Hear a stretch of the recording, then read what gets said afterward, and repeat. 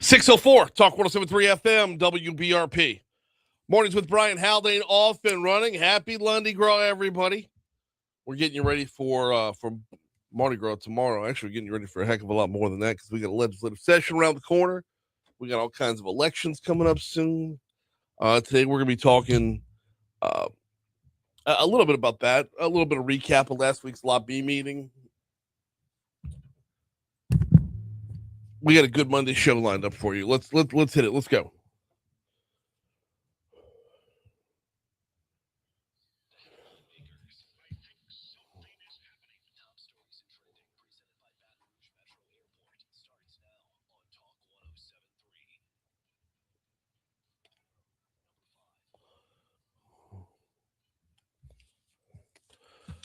Starting us off on the interstate today, 3 people were reported dead on Sunday after a 2-vehicle crash on I-12 in Livingston Parish. According to officials, the crash occurred on 12 westbound near mile marker 32 near Albany. Emergency responders arrived to find one of the vehicles on fire. 3 people were pronounced dead on the scene. There was another fatal crash in roughly the same spot on Friday.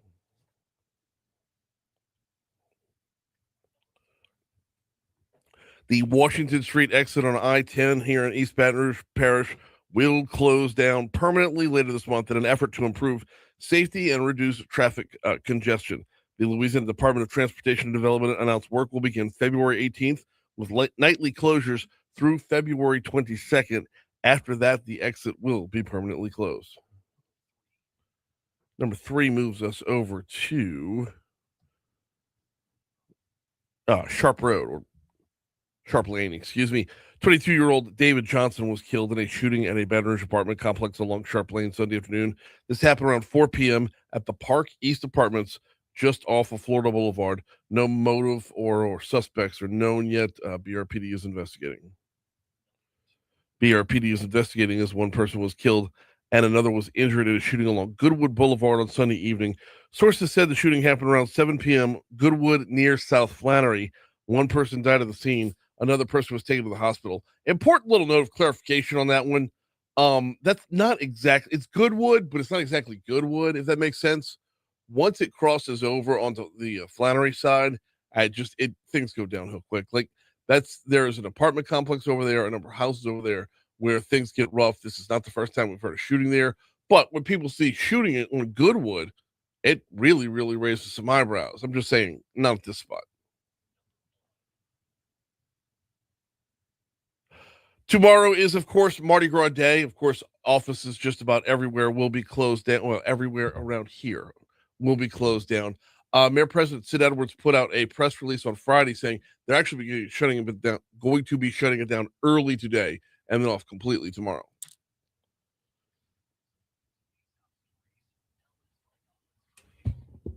Scott Breland. In a new video posted on social media, Savannah Guthrie, the co-host of the Today Show and the daughter of missing 84-year-old Nancy Guthrie, tells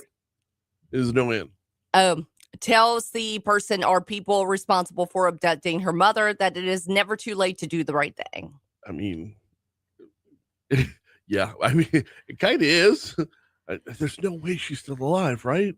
Yeah, I don't think so. Especially without her medication, there's no way. That's my point. You're exactly right, Breland. That's exactly right. Is without her medication. And I was watching the video last night. She said past tense a lot. Oh. So maybe deep down, Savannah's. Oh, okay. So meaning like even if she's dead, it's still not too late. Right. Like still you want to give us closure and you do, I think Savannah's speaking from a closure, and that's just heartbreaking. Yep.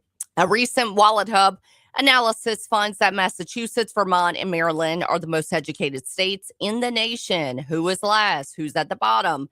Louisiana, Mississippi, and West Virginia are at the bottom of that list. That's not going to last for long because as Louisiana continues to get better in education, we will be better educated. Right. Like we're in that swing spot right now where the work is happening. We have to keep the kids moving up through the grades and staying ahead of level. And we've come a long way. Oh, we really have. I don't pay attention to the Wallet Hub stuff like that. It's good for a click every single time, but I don't know. Your Wallet Hub. That's right.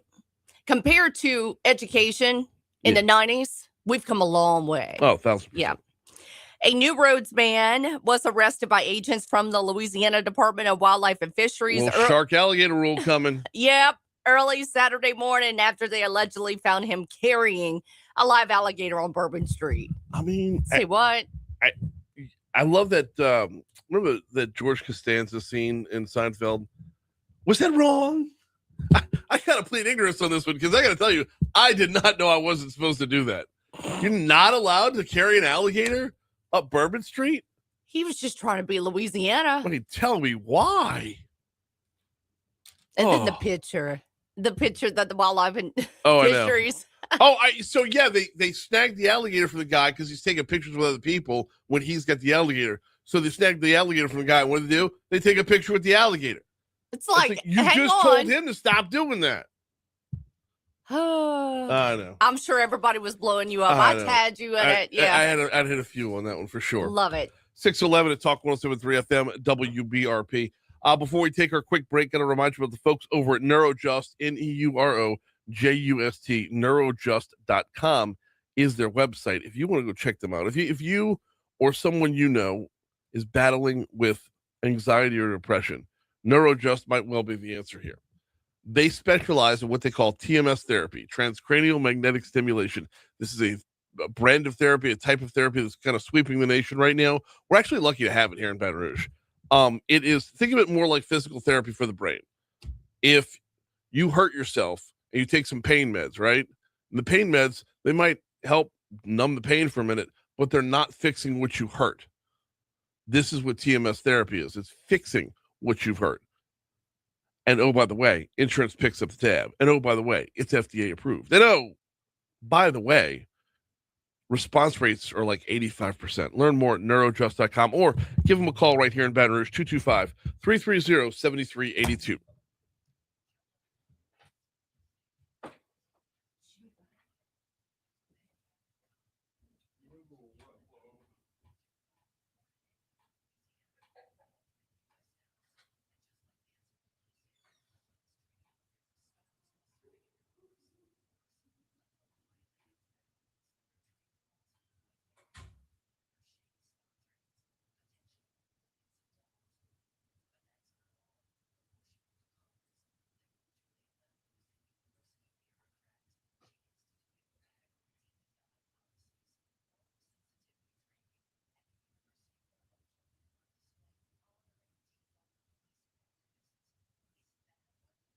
Damn, Troy, really? Carrying weed and a gun. Jeez.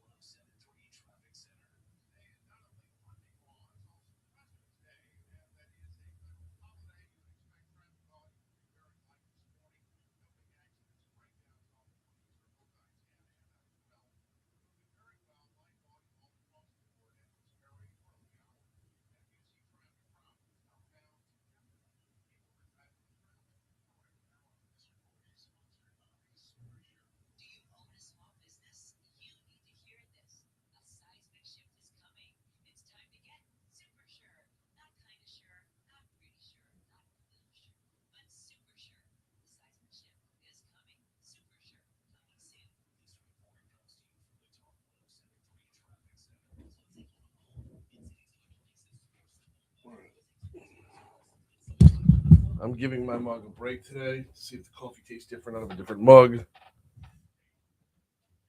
So I got my Tech Gumbo bucket of coffee. Oh, jeez, I'm scrimmies. Excuse me. I just snuck up on me out of nowhere. You sound like my boys. As soon as I sat down, it like squeezed it out of me. And just there's a lot of holy rollers yesterday. A lot of holy roller IPA yesterday. Jeez. 6:15, Talk 107.3 WBRP Mornings with Brian Haldane.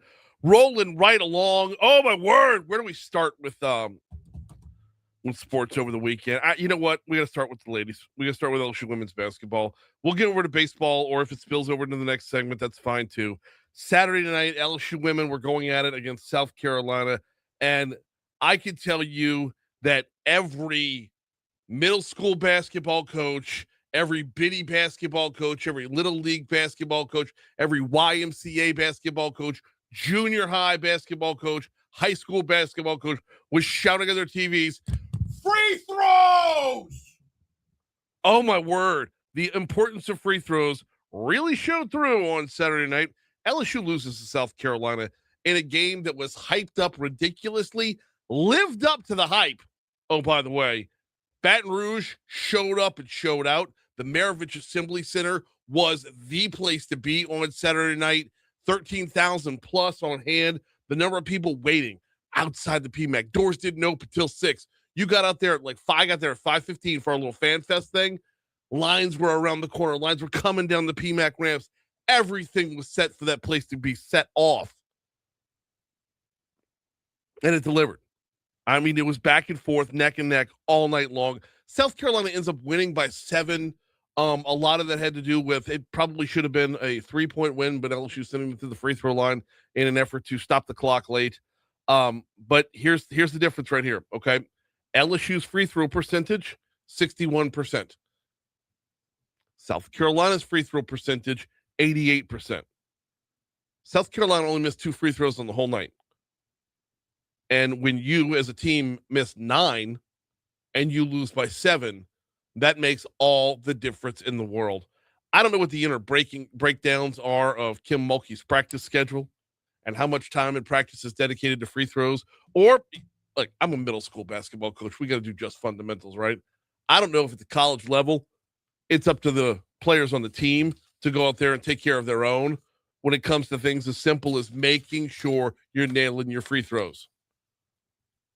And that literally everything else was neck and neck. Everything else was what and what. Those girls battled all night. Mulkey coached a great game, oh, by the way. But free throws. Now, this does not by any stretch mean that LSU's season is over with. They're going to drop down a little bit, probably as we start looking at projections for the tournament. I would guess they're somewhere bracketology-wise. I'm guessing around a 5 seed. That doesn't rule them out for anything. It just makes their road a little bit tougher. So LSU falls to South Carolina 79-72. The season will, of course, continue on. The Tigers, who do they have? They got coming up on Thursday. Give it to me. There it is. Ole Miss. Ole Miss coming up on Thursday, 8 p.m. tip-off. That is going to be at Ole Miss. That game's no slouch. Ole Miss is number 14 in the nation. Oh, by the way. While we are talking sports, let's go ahead and pivot over to baseball. A sweep already in the books for LSU baseball with Milwaukee coming to town for a 3-game set. The weather was not a problem. All the weather we thought we were going to have over the weekend narrowed down to just 1 hour on Saturday night and Sunday morning. That was amazing. 11 o'clock at night, too. Yeah, a little bit after. Yeah. It's the 11 into midnight or 12:30 at the latest before it got out of here. It was wicked while it was rolling through, but it knocked out a lot of power, actually. It did. I was at Texas Club, and we could see the rain going sideways. Yep. Yeah. My oldest daughter was out on a date, and I'm like, wherever y'all are at, stay there for at least another hour. If you are on the road right now, get somewhere. So, but LSU grabs the sweep over Milwaukee. They pick up all 3 wins. They're not done with the weekend yet. They actually roll over into today. Sunday's game was a 21-7 final score after 5-3 on Saturday, and was it 15-5 on Friday. Jake Brown hit 2 home runs yesterday, including a grand slam, finishing yesterday's game with a career high 6 RBI. I tell you what, we'll hear from Brown and Coach Johnson after we check the Fox Business Report here on Talk 107.3.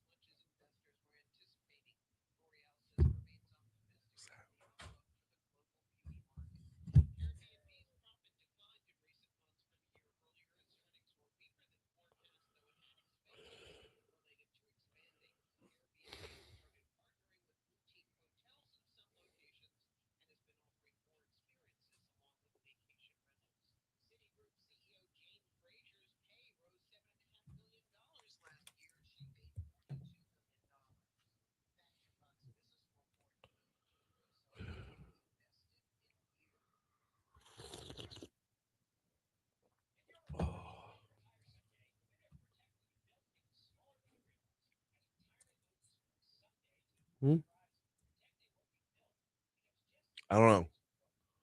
He was upstairs earlier. I don't know.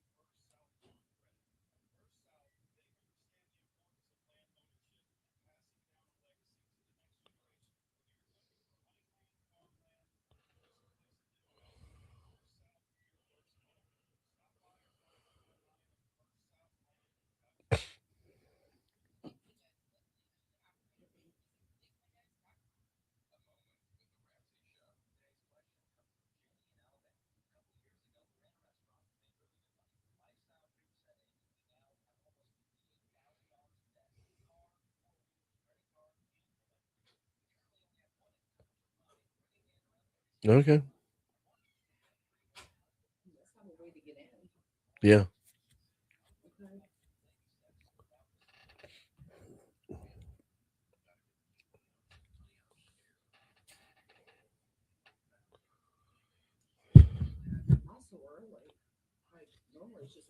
If he's an intern on AFR, that would make sense.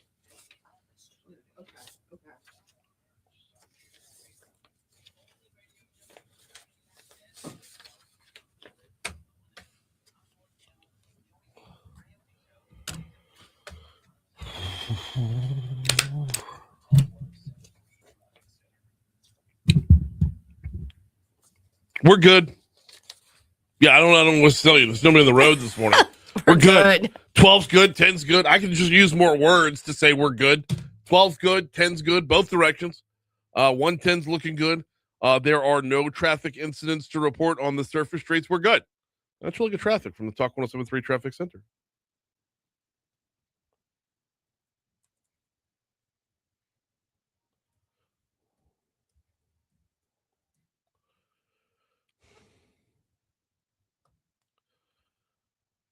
.624 at Talk 107.3 FM, WBRP. Mornings with Brian Haldane rolling right along. LSU baseball going to take on Kent State this evening. 6 p.m. start time for this one.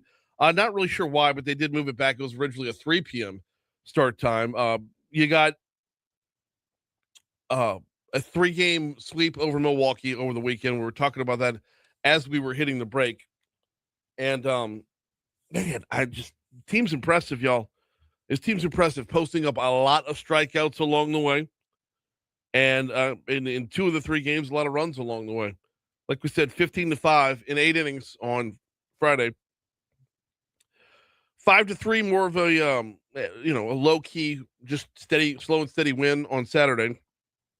And then yesterday, 21-7, your final score in 7 innings, where they mercy ruled Milwaukee for a second time. Jake Brown, like we said, 6 RBI in yesterday's game to go along with the 2 home runs, one of which was a grand slam. Brown says they were ready to play. I don't know if there's anyone in the country that showed up more ready to play than we were. Last couple of days, there's been a little bit of adversity, but also I feel like we've been able to respond to that really well. Like the offense struggled yesterday, and then today it's coming out and putting up 21. So we're really excited to keep moving forward and keep getting to work. Talk about how do you replace Cade Anderson and Anthony Ianson, your 2 studs from last year's pitching staff? Well, they're kind of doing it in the aggregate, as it looks like everybody out there can throw Ks, no matter who they went to, just stacking up the strikeouts. Now, bear in mind, it's Milwaukee. I have no idea if they're any good in real life or not. What I do know was before Milwaukee took on LSU, they'd had 1 outdoor practice. Yeah, weather gets pretty nasty up there in Wisconsin, right? They had 1 outdoor practice, and that was when they landed in Baton Rouge on Thursday. So, look, the ball looks different coming from a pitcher's hand than it does from a batting cage, from a pitching machine in a batting cage. I get that. But still, 49 strikeouts combined over the course of the week, and Coach Jay Johnson says that is a school record. And there's a lot of pitchers on the staff that can throw strikes. Executed at a high level, and I thought they did a good job across the board. There's guys that we haven't even used yet that we feel like are going to be a big part of this thing. So the depth of the staff is certainly a strength. Kent State tonight, 6 p.m. is your first pitch. You will hear it on our sister station, Eagle 98.1. No LSU baseball tomorrow, obviously, Mardi Gras. And then Wednesday, they'll be at it hosting Nichols at the Box. This is a 1 p.m. start time. So if you planned on seeing LSU baseball, then you're going to have to go to 8 a.m. mass to get your ashes. Either that or you wait till after and you go to LSU. That's what we did the last chance mass last night in for the Haldanes. By the way, after Wednesday's game, Friday, Saturday, Sunday for this coming weekend, LSU will be on the road in the Jack's College Baseball Classic. Get a better look at how good LSU is or can be, because they're taking on Indiana, Notre Dame, and Central Florida over that 3-game set before coming back home the following Tuesday to play McNeese. It is 6:27 at Talk 107.3 FM WBRP. Do want to remind you about Matherns. If you want to squeeze in one more king cake before Fat Tuesday, I would highly recommend it, because while we might be king caked out at this point, just remember, after tomorrow, they go away. After tomorrow, ain't no more king cake until next year. Unless you're one of those people that does a king cake for every season. I don't get that, but that's your thing, sure.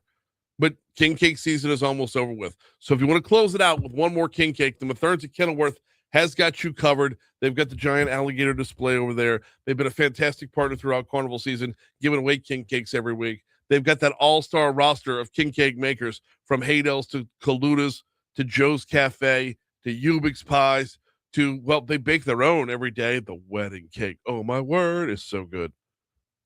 Check them out, Matherns at Kenilworth. Yeah, get it in one more time. Hate to see the season run out, right? We've got a lot of ground to cover this morning. Hal Eisner is going to join us in our next segment. I say he's going to join us in our next segment. Hal Eisner has already joined me. He's got a new book out. This dude has a 58-year career in media, in journalism, as a broadcast reporter. He's covered it all. He wrote a book about how, well, it's called The Accidental Career. We're going to hear from him in our next segment. The interview's already in the books, in the can.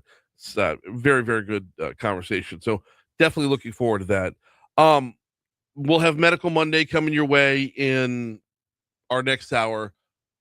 Also next hour, we will talk with Rowdy Goday from the Louisiana Association of Business and Industry. Got Rowdy coming on to recap last week's lobby meeting. Everything under the sun. We'll cover that with Moon and the BREC Room coming back for installment number 2. I wanted to touch on, but I don't think we're going to have time to do it justice here. There were a couple of different incidents down in New Orleans over the Mardi Gras weekend that probably should be addressed right about now. Let me see what I've got as far as time is concerned. I know Breland's already flashed me that 1 minute sign. No, there's no way I could do this justice in 30 seconds. All right. A number of things happened over the weekend at the crew of Tux, the crew of Toth, and the crew of Carrollton. And we've seen responses on all levels, and I don't know that they're all warranted. That sounds horrible as a setup, but you got to know the intricacies of Mardi Gras in order to understand. We'll talk about it later. Here's news.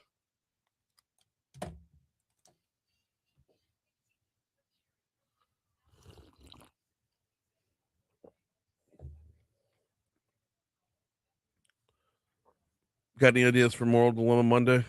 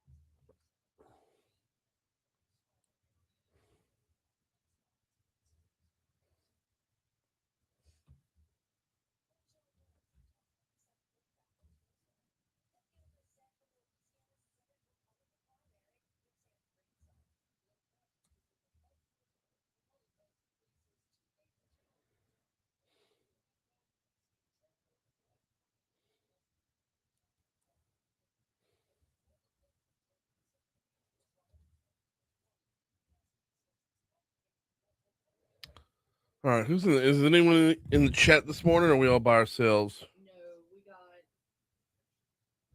Byron, Kim, Troy. Byron has a joke, but it's too long to.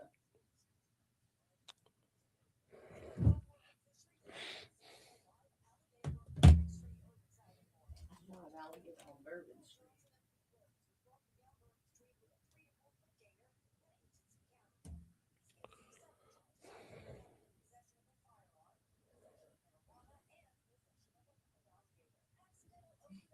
And possession of a live alligator. I'm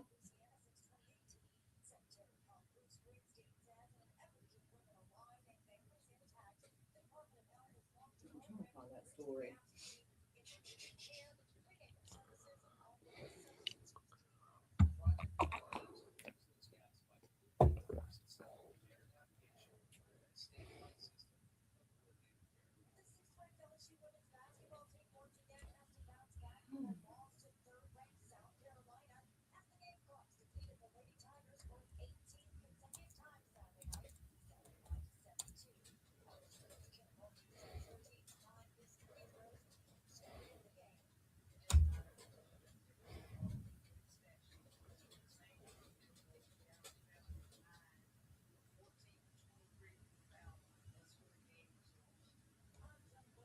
Oh, I'm glad she agrees with me.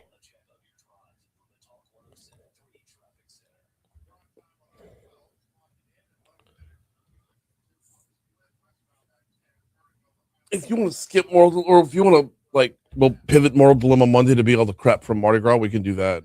I mean, it's not really a moral dilemma, but it'll get it covered. Yeah, and we can briefly touch on it. Like Lent's around the corner. We're all giving up something. Yeah. I mean, that's not really a moral dilemma, but Yeah, I gotta find a spot in the show to go off on this shit because, like, number one, let's do that. Say normally we would not, but we're gonna pause. Well, just because today is a holiday. Yeah. And we'll pick it up next week. Thankfully, we don't have a sponsor. If we did, we would have to find a way to do it. If we could just briefly say, what are you giving up the land, you know? And Yeah. then we can chat about it, but then we can immediately pivot into, because we got to talk about that. The crew of Tucks. Ooh. I can't find that article. And the one, it was completely, we could do a moral dilemma, but it's not Conway. So we'll save it. Oh, I found it on social media, and you know how you can like it to come back to it? yeah. I can't find it. And I saw it over the weekend, and I figured we could do it for moral dilemma, but it's not. It's a topic we could do next week when I can find it.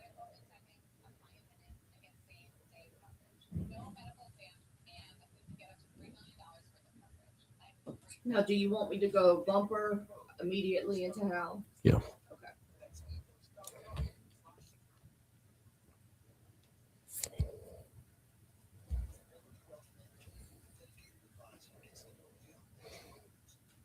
Good morning, Kim. I figured everybody was sleeping in because it's President's Day. I don't know if the state still has off or not for president. I know when I was at the state, we had all President's Day. I think it's pivoted over to, they might still have it. I mean, I thought it pivoted over to Martin Luther King, like they traded days. Maybe so. I worked from, when did I work for the state? 2021 to early 24. What year? Coffee tastes better in a different mug, by the way. Really? It has to be the mug. And yeah, we had all President's Day. Oh, Kim got to work. Us too, Kim. We're in it together. Although half of our guarantee staff is off. Kate's off. Michelle's off. Yeah, this is gonna be the last year that I work on this Monday. I'm start taking a vacation day. It's not a vacation day. I'm gonna start taking a vacation day. Well, that's what happened last month. I ended the year, not last month, last year. I ended 2025 with a full month worth of unused vacation time. A full month.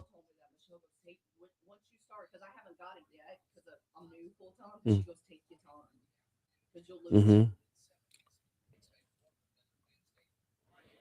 Problem is we have to coordinate because we can't be going at the same time unless it's an actual holiday. So, like, I can have a guest producer in but like, you know, throwing a guest producer and a guest host in at the same time. Oh.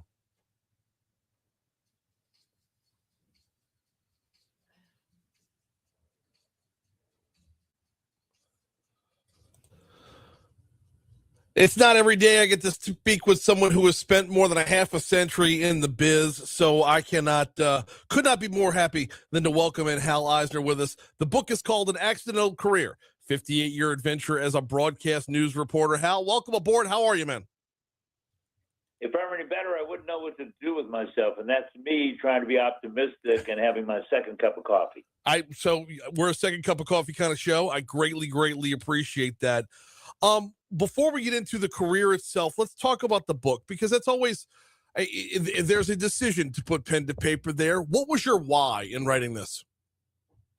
I think that everybody is a book with legs. I think we all have a story to tell. I had told thousands of stories in my career, and it was my turn to tell my own story, my own way.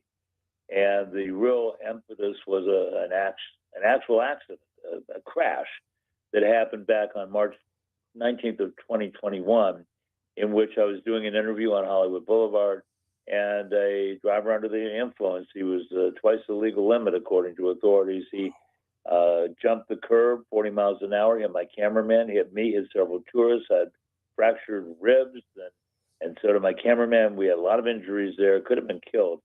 And, I really felt like the public had really risen to the occasion to make us feel good and to show concern about us. My social media blew up. I was getting emails and text messages forever. And I just felt like, there's a broader story to tell here about my career, my life, and some of the things that happened during the course of that crash. When the crash happened, was there a want to just hang it up versus just getting back into it?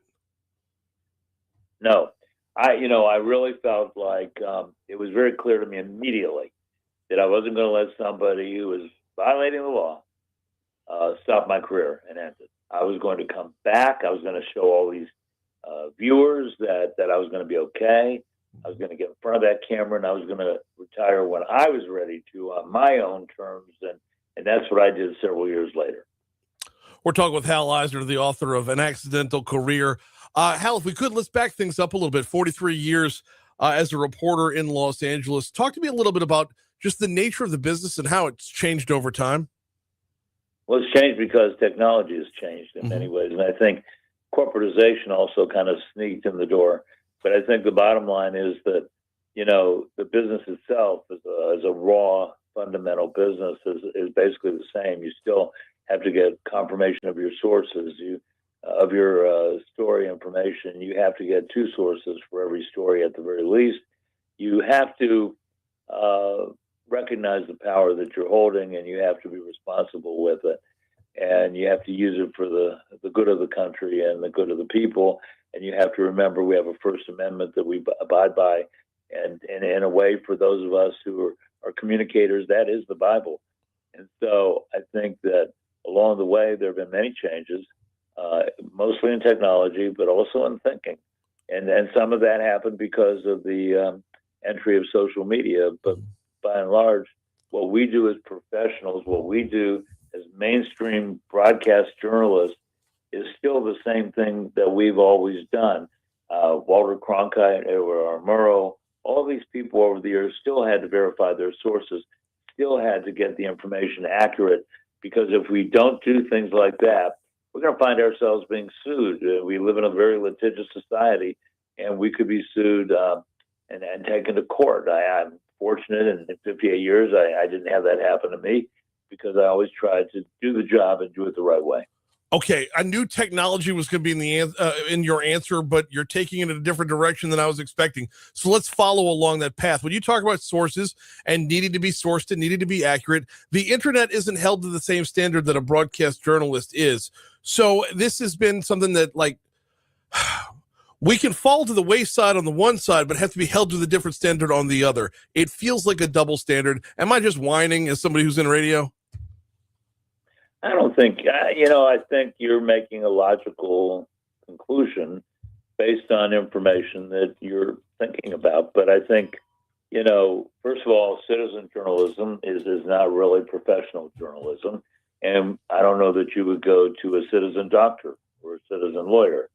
So I think, number one, if information is important to you, it should come from sources you trust, people that you know are legitimate and educated and trained journalists, print or broadcast. And I think that the internet certainly does change things. But, we are the ones, the consumers, the listeners, the viewers, who get to make the choices of what we want to watch or listen to. And so, part of that falls back on us to pick the right sources. The other part you mentioned, aside from technology, was the corporatization creeping in a little bit. I don't think it's creeping. I think it's a full-on blitzkrieg. Is it leading towards journalism dying the way we're headed? I don't think so. Good. I have a camp that I've had for 26 years called Camp News. And it brings together college students from around the country every year for one weekend. And we have a reporting camp. We have an anchoring camp. We do it in English. We do it in Spanish. We do it for radio as well. And the kids that I see coming through, and I call them kids because, they're college students, but they're certainly younger than I am. And for these young people that are coming through, I see fire in the belly. I see people that are smart. I see people who understand ethics, and I see people who want to do the same responsible job that many of us who have been through the business have done. And so is the journalism business dying? I don't think so. I think there will always be purveyors of information. And whether that information is provided in radio, television, or even a hologram, I think that, there will always be people who provide information to the public. And as long as we have a First Amendment and we're not a state-run media, which I don't believe will ever happen, in my mind, I think that we have a future where journalism is still going to be very, very important, and the backbone, if not the spine, of the body of American information. Hal Eisner's with us. He's the author of An Accidental Career, 58 years in the business, Hal. I hate to ask you to squeeze down one story, but share with us one story that you covered that you carried with you your entire career. Well, I think what I carry with me are the moments that are inside of a story. So when we talk about a story, I've covered Columbine, I've covered mass shootings, I've covered hurricanes, I've covered all kinds of big stories. Here in LA, with so many big stories that happen here, whether it's OJ or Michael Jackson or whatever it happens to be, we're in the front row of history, and we're writing the first page of that history when we do our stories. And I think that, of course, I remember these stories. And of course, I think that having done these stories, it's memorable. But I think what really resonates with me are the moments within a story. And I like to cite one that happened with Hurricane Harvey in Houston back in 2017. And our station there, the reporters were working around the clock. They were exhausted. They needed to be replaced with some fresh troops, if you will. And so Fox called in reporters from different stations, me from Los Angeles, and we went to Houston to help out in the cause. And one Sunday morning, I was at a church that had been torn down by a tornado spawned by the hurricane, the hurricane that was over the city, and it shredded that church. And the people that were members of that congregation were out in front of the church on a Sunday morning, sitting in folding chairs, and they were praying. And afterwards, I had honed in on one particular family, and I could tell that, the children were a little upset. And we talked, and I could see as we were talking on camera that one of the kids was getting really emotional. And so I kind of honed in on her a little bit, and I said, what's wrong? Are you okay? And then she hugged me. I didn't know her. She didn't know me, but I guess she trusted me. And she hugged me, and she cried. And she said, I thought my parents were going to be killed. That stays with me and will stay with me forever. And I think that human moments, whether it's a mother who's lost a child to a drive-by shooting, whether it's somebody who was killed in a train wreck and their family, or a child like this who was worried that a hurricane which spawned a tornado might kill her parents, these are the things that stay with me. Got just a minute left with Hal Eisner. For folks that are going to pick up the book and read it, Hal, what do you hope they take away from that book, from your book? I hope that people take away one notion, if nothing else. Listen to your accidents. Accidents aren't always bad. Sometimes they're just turns in direction. Sometimes they're just detours. And if you listen to them, like I guess I listened to mine, you may end up in an entirely different career than what you planned on. I was thinking law. Here I am, a retired broadcaster. I would probably not be talking to you today. I would probably be back in Texas, and I would probably be retired from a legal career. Amazing stuff. He is Hal Eisner. The book is called An Accidental Career, 58-year adventure as a broadcast news reporter. Hal, man, I appreciate a couple minutes this morning. Thank you so much for hopping on board. And thank you so much, and be safe out there.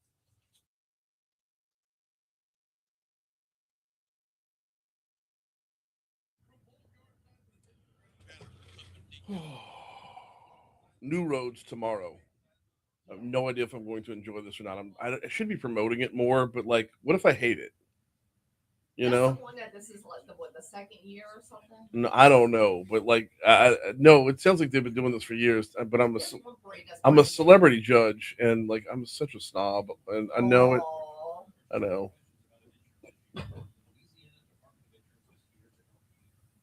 No, I think the one that already rode 2 weekends ago, they're in their second year. It's a real Teton New Road parade. Who knows? They're all Tiny and New Roads. You forget how small Mardi Gras is everywhere else when you go back into New Orleans, like Toth.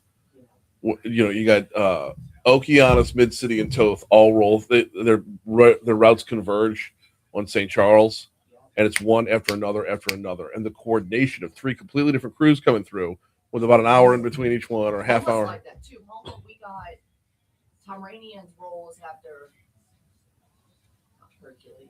Is it Cleopatra? The women's parade? Yeah, it's like the women's parade rolls and Tyranians comes behind it. And so same thing. And then I used to go to the New Orleans. On the same route? Yeah. Yeah, route. no, these are all different routes that converge at one spot. I didn't know that. Maybe I did know that. Yeah. No, I knew that. Like Okeanos or Toth rolls an hour after Okeanos, but where we're standing, we see it 2 hours later because of the way it. So like, imagine like, what would be a great comparison here? It's okay, so that is different than Homa because the Homa will start the mall and in downtown, but Cleopatra rides first, Tyranians comes behind. But you're saying two different, they all start at different and come together. Mm-hmm. Yeah. Oh, okay.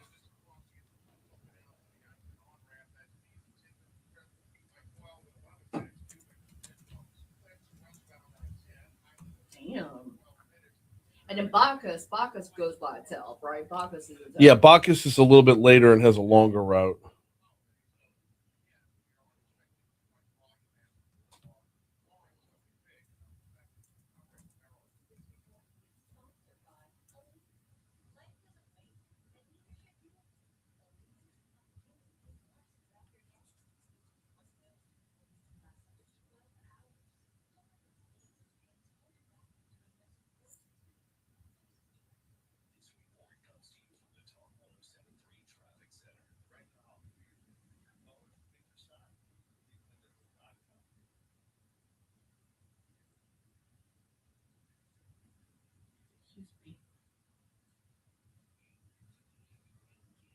We did hit the we got into it like 15 seconds late, but we're in the spot. Cool. Actually, I say they have different routes. Where's Mid-City's route at?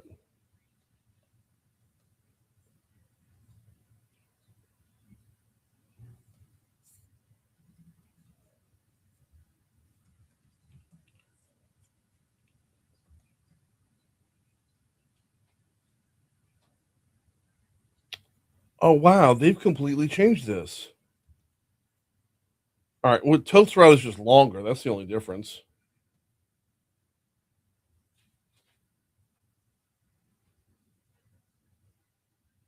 That's interesting. I haven't been to a New Orleans Mardi Gras in forever.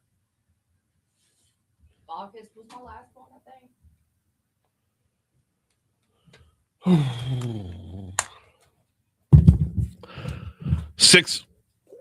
652 Talk 107.3 FM.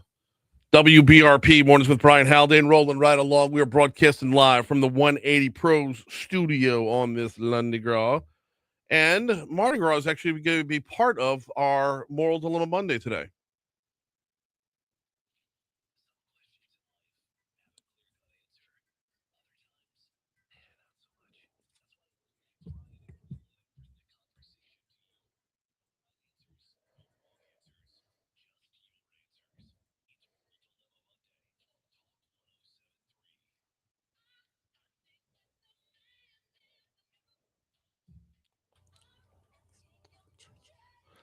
Yeah, we're starting with the man in the mirror. Although maybe today we should be singing a different Michael Jackson song. Doesn't matter if you're black or white. Man. Yeah. Today's moral dilemma involves confirmation bias. I want everyone to stop and ask themselves a question real quick. When you read a news article and your first inclination is to get angry at said news article, do you stop there or do you want to learn more? Do you just take the news media at their word and say, this makes me angry, so I know it's true because I'm angry about it? It's what I expect of certain people. Right. I expect there to be anti-police sentiment, or I expect there to be racism, or I expect there to be whatever you fill in the blank with there.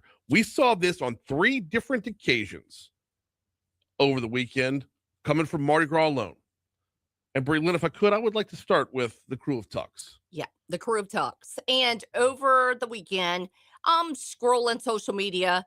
Do you know how many times I come across when, say, a news outlet posts something, immediately people go into the comments before they even read the story and know what it's about. Correct. Immediately, and I'll let you tell the story in a minute, but all these people coming in saying they're racist, screw them, they shouldn't be allowed to ride again, blah, blah, blah, blah, blah, regarding the crew of Tux. Couple of things about this. Okay, well, for the backstory, photos were circulating online showing a black doll hanged by beads from a crew of Tux float. Okay, that in and of itself is the rage bait right there. Okay, Right. and yes, if you are quote unquote lynching a black doll, you need to be removed from Carnival altogether. You need to know you need to know better. You need to be better. You need to do better, and you do not deserve the privilege of riding in Carnival for a number of different reasons. Not the least of which of how many people along that route are you going to piss off when you've got fellow riders? You're putting your fellow riders in danger at that point. Yep. Because I would expect reaction if I'm lynching a black doll off the side of a float. Now, let's start with this. Crew of Tux, to their credit, has come out and said, we intend to fully investigate this incident and the responsible riders will no longer be permitted to have any association with this parade. They did that before the parade was over that night. Like the second, the second the captain was done and with his ride and was brought, because I was talking to a crew member at Tux yesterday. So the second the captain was done, he was brought up to speed on the whole thing. And as soon as he was brought up to speed, they immediately launched the investigation. Yeah. What float was it? Who's the float lieutenant? Where were the riders positioned? Who were they? Let's get to the bottom of this. So first of all, good on the crew of Tux for going out of their way to right a wrong before it got too far out of hand. See, I saw the mayor's statement. We're going to get to, we might get to that point in a minute because there's a whole other moral dilemma Monday. Yeah, there's a whole other moral dilemma Monday built into this one story. So you saw the mayor's statement and JP Morrell's statement from, and then Liz Murrell had a statement as well, which, I don't know. Random. Well, it shouldn't have to kick up to the AG of the state. This is a New Orleans story that has a New Orleans problem and a New Orleans solution. And it'll get taken care of. Right. Because everybody else is everybody's rowing in the same direction here. The crew, or the captain, the crew, the mayor, council, DA, like it's all gonna be on the same thing.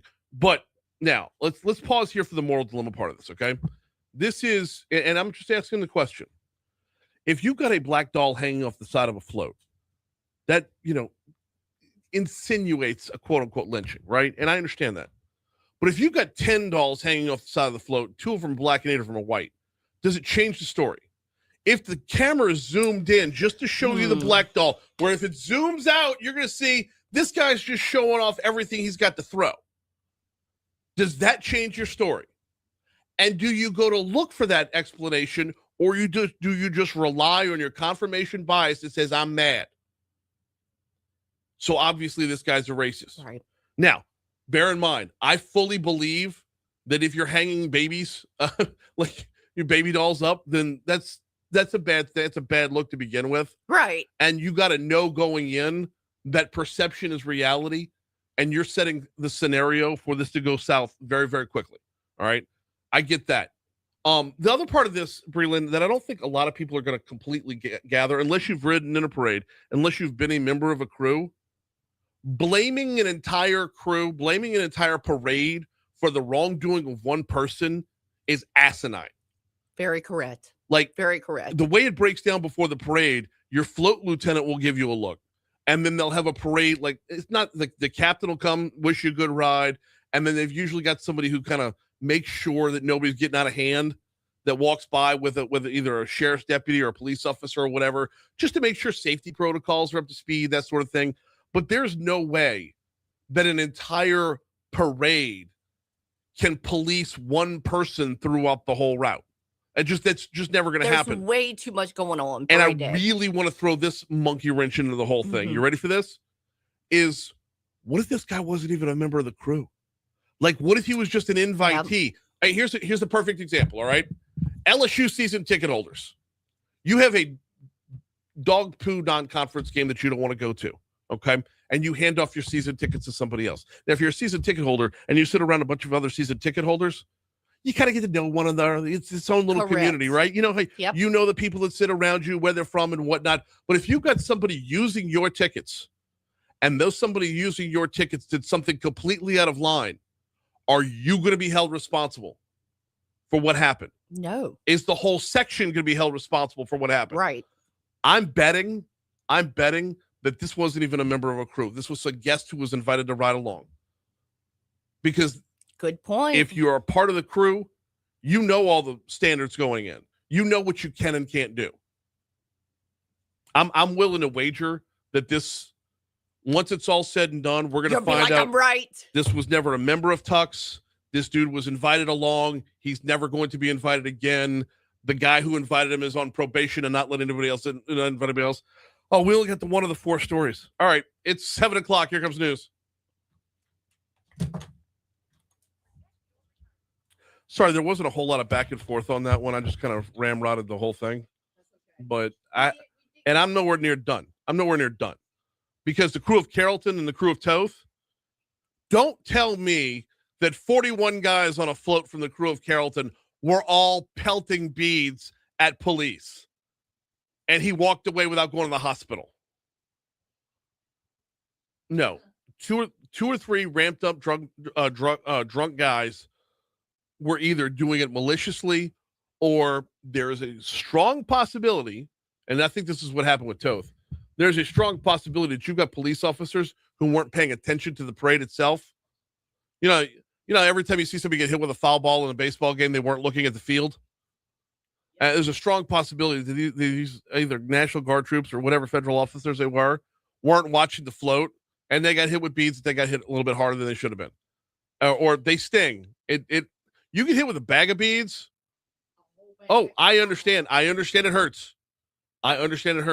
But to cross that threshold to say it was something malicious, and oh by the way, with Toth specifically, no one was arrested.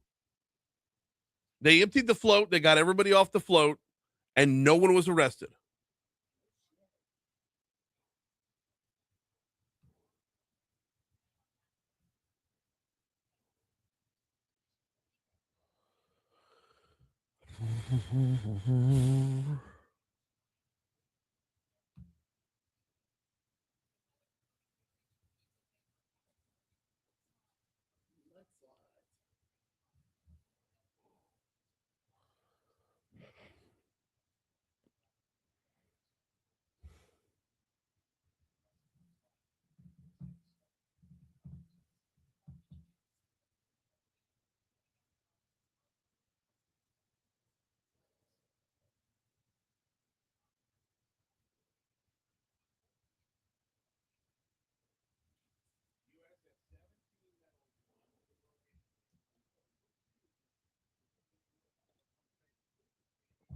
Oh.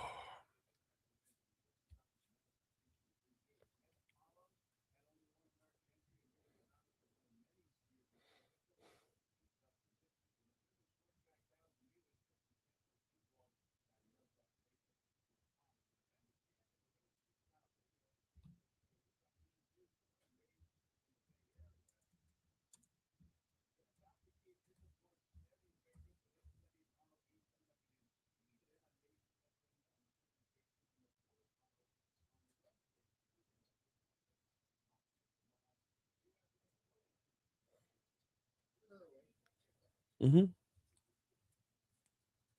They have a TikTok. Some man's cleaning his house, Mm-hmm. and the Roomba's coming.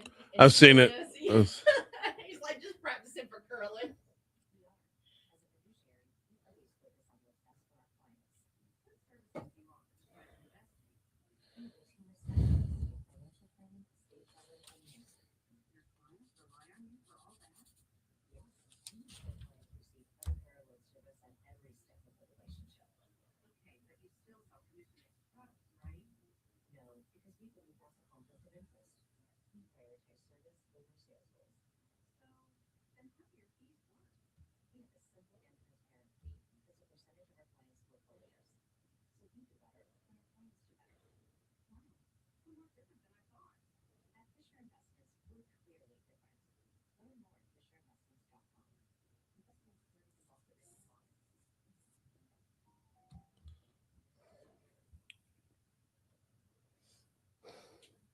Now a check on your drive from the Talk 107.3 Traffic Center. It's pretty clear we're going to have a very light drive in this morning.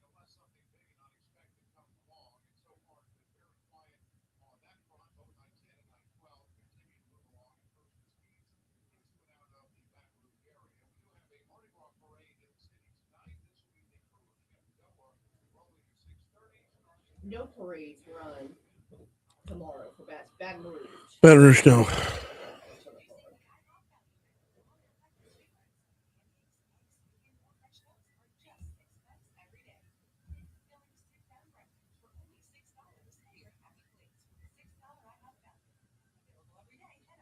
This report comes to you from the Talk 107.3 Traffic Center.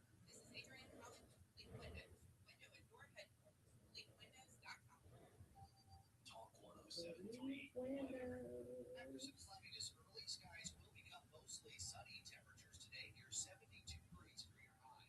Overnight, a bit more cloudiness returns as lows dip into the lower 50s. For Mardi Gras, low clouds in the morning, then partly cloudy during the afternoon. Temperatures in the mid-70s.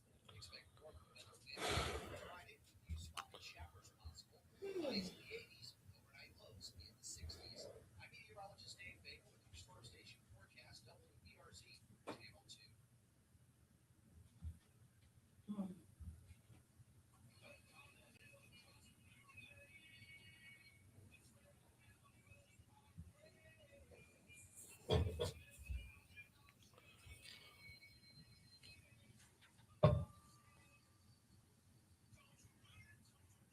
Oh.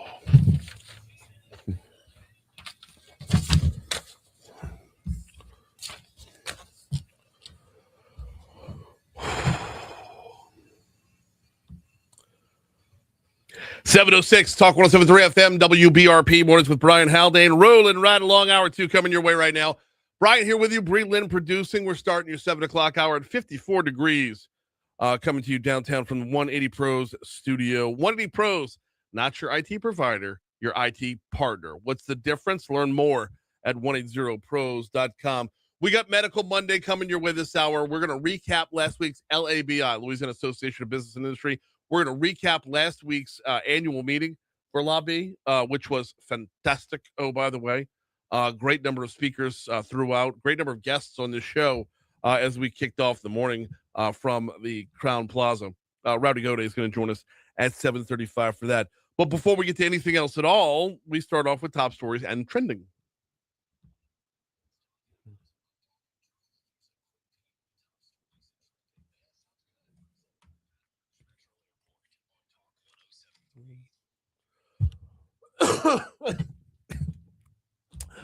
The fields are all set. 4:30 Friday was the close of the qualifying for the May primary elections. We're talking about the Senate race. We're talking about every congressional district in the state, all 6. Of course, all eyes are going to be on District 5 because there is no incumbent in that race.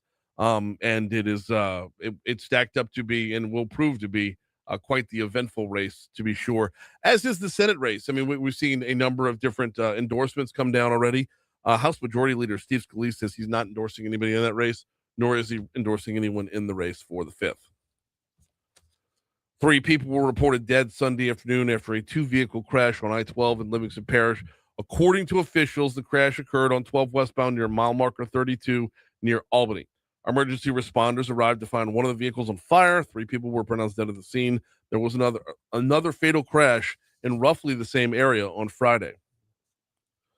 The Washington Street exit on I-10 in East Baton Rouge Parish will permanently close later this month in an effort to improve safety and reduce traffic congestion.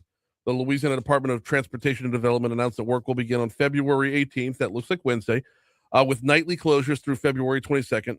After that, the exit will be permanently closed. I tell you what, we need to reach out to Dixon McMakin, because I know he was big on this one.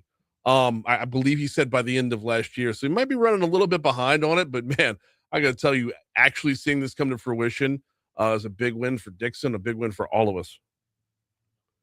22-year-old David Johnson was killed in a shooting in a Baton Rouge apartment complex along Sharp Lane Sunday afternoon. Happened around 4 p.m. at the Park East Apartments just off Florida Boulevard. There's no suspects nor motive yet named in this incident. 1 person was killed, another was injured in a shooting along Goodwood Boulevard on Sunday evening. That's misleading. I'll explain in a second. Sources said the shooting happened around 7 p.m. along Goodwood near South Flannery. 1 person died at the scene. Another was taken to the hospital. Hey, Bree Lynn. I'm gonna throw this out to you, and I want you we're just gonna word associate here for a quick second. All right. Okay. All right. If I say Goodwood, name me a subdivision you associate with Goodwood. Goodwood, go. Tara. That's one. Goodwood, go. Shoot, I don't know. Sherwood. There you go. You can add Broadmoor to that discussion. Yep. You can add Old Goodwood Yep. to that discussion. I was about to do that. Yeah. Well, because it sounded too obvious because I say Goodwood and you say Yeah. Old Goodwood. I was about to say Goodwood Men's Clinic, actually. That's on Drusilla. Yeah. Yeah. But when you say Goodwood, you instantly think of all these established subdivisions that have been Right. like that main artery of Baton Rouge residential for some time, right? Not main artery. I'm not overblowing it, but you live in Tara. I would live in Sherwood. We both know that thoroughfare very well, and we also know it to be a thoroughfare that's chock full of schools. Very safe. Has the police department's headquarters on it. Very, very safe. Absolutely. This Goodwood is not that good one. It's technically the same street. But once you get to Flannery, all bets are off. There's this little like food mart right there and a donut shop. You know where I'm talking about? Yep. This incident that happened yesterday evening is not the first time we've seen all the flashy blue lights converge on that particular area. Once you cross Flannery, I don't know why they still call it Goodwood because nothing good happens. Bad wood. Bad wood.